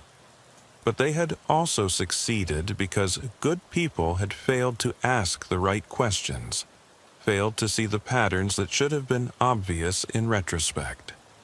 The price of that failure had been measured in dozens of lives and decades of unpunished crime. The Whitmore case would reshape law enforcement in rural New Mexico for years to come. New protocols were established for investigating missing persons cases. New oversight mechanisms were put in place to prevent corruption, and new training programs were developed to help officers recognize the signs of organized criminal activity. Elena remained a sheriff of Esperanza County, but the job was never the same. Every missing person report, every unsolved crime, every hint of corruption was viewed through the lens of the Whitmore case. The investigation had shown that evil could hide in plain sight for decades, and that assumption of innocence could sometimes be a luxury that law enforcement couldn't afford. 5 years later, as Elena prepared to retire from law enforcement, she received a call from Agent Chen with a final update on the case. All of the surviving Whitmore family members had been convicted and sentenced to life in prison without the possibility of parole. The last of the corrupt law enforcement officers had been prosecuted, and new safeguards had been put in place to prevent similar conspiracies. Sheriff, I wanted to thank you again for your work on this case, Agent Chen said. The Whitmore investigation became a model for how to uncover and prosecute multi-generational criminal conspiracies. I just wish we could have stopped them sooner. You can't blame yourself for not seeing what was deliberately hidden. The important thing is that you saw it when it mattered, and you had the courage to pursue it despite the political and personal risks. As Elena cleaned out her office on her last day as sheriff, she came across a letter that had arrived the previous week. It was from the daughter of one of the Whitmore victims, a woman whose father had disappeared 40 years earlier. Sheriff Vasquez, the letter read, I wanted to thank you for giving my family closure after 4 decades of not knowing what happened to my father. The pain of losing him will never go away, but at least now we know the truth. More importantly, your investigation prevented other families from experiencing the same loss. My father would have been proud to know that his death contributed to stopping these monsters. Elena folded the letter carefully and placed it in her personal files. It would serve as a reminder of why she had chosen law enforcement as a career, and why the work was important despite its challenges and frustrations. The Whitmore case had taught her that evil could be patient, systematic, and incredibly destructive when left unchecked. But it had also taught her that good people, working together with courage and determination, could eventually bring even the most carefully hidden criminals to justice.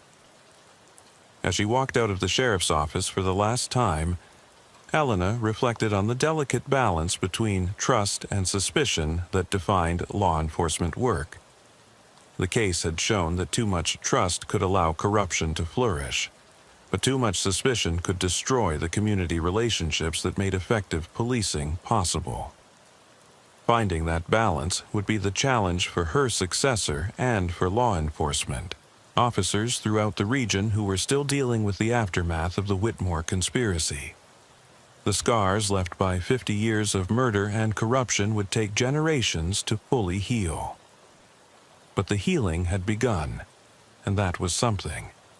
In the end, that might be all anyone could ask for, that the truth would eventually emerge, that justice would eventually be served, and that the cycle of violence would finally be broken. The Whitmore family's reign of terror was over, but the lessons learned from their crimes would continue to shape law enforcement for years to come. In rural communities across America, sheriff's deputies would be better trained to recognize the signs of organized criminal activity, better equipped to investigate complex conspiracies, and better prepared to resist the corruption that had allowed such horrors to continue for so long. It was a small comfort in the face of such immense tragedy, but it was real nonetheless. The blood and ashes of the Whitmore victims had not been spilled in vain if their deaths prevented future atrocities and helped build a more just and vigilant system of law enforcement. Elena drove home through the New Mexico desert, past red rock formations that had witnessed too much history and hidden too many secrets. The landscape was beautiful and timeless, but she would always see it differently now, as a place where evil had flourished in the shadows, and where the price of innocence had been measured in human lives. The case was closed, but its echoes would continue to reverberate through her dreams and memories for the rest of her life. Some investigations changed you, and the Whitmore case had changed her in ways she was still trying to understand. But she had no regrets about pursuing the truth, no matter how painful it had been to uncover. In a world where corruption and violence could hide behind smiling faces and family traditions, someone had to be willing to ask the hard questions and follow the evidence wherever it led. That was the burden and the privilege of wearing a badge in a complex and dangerous world.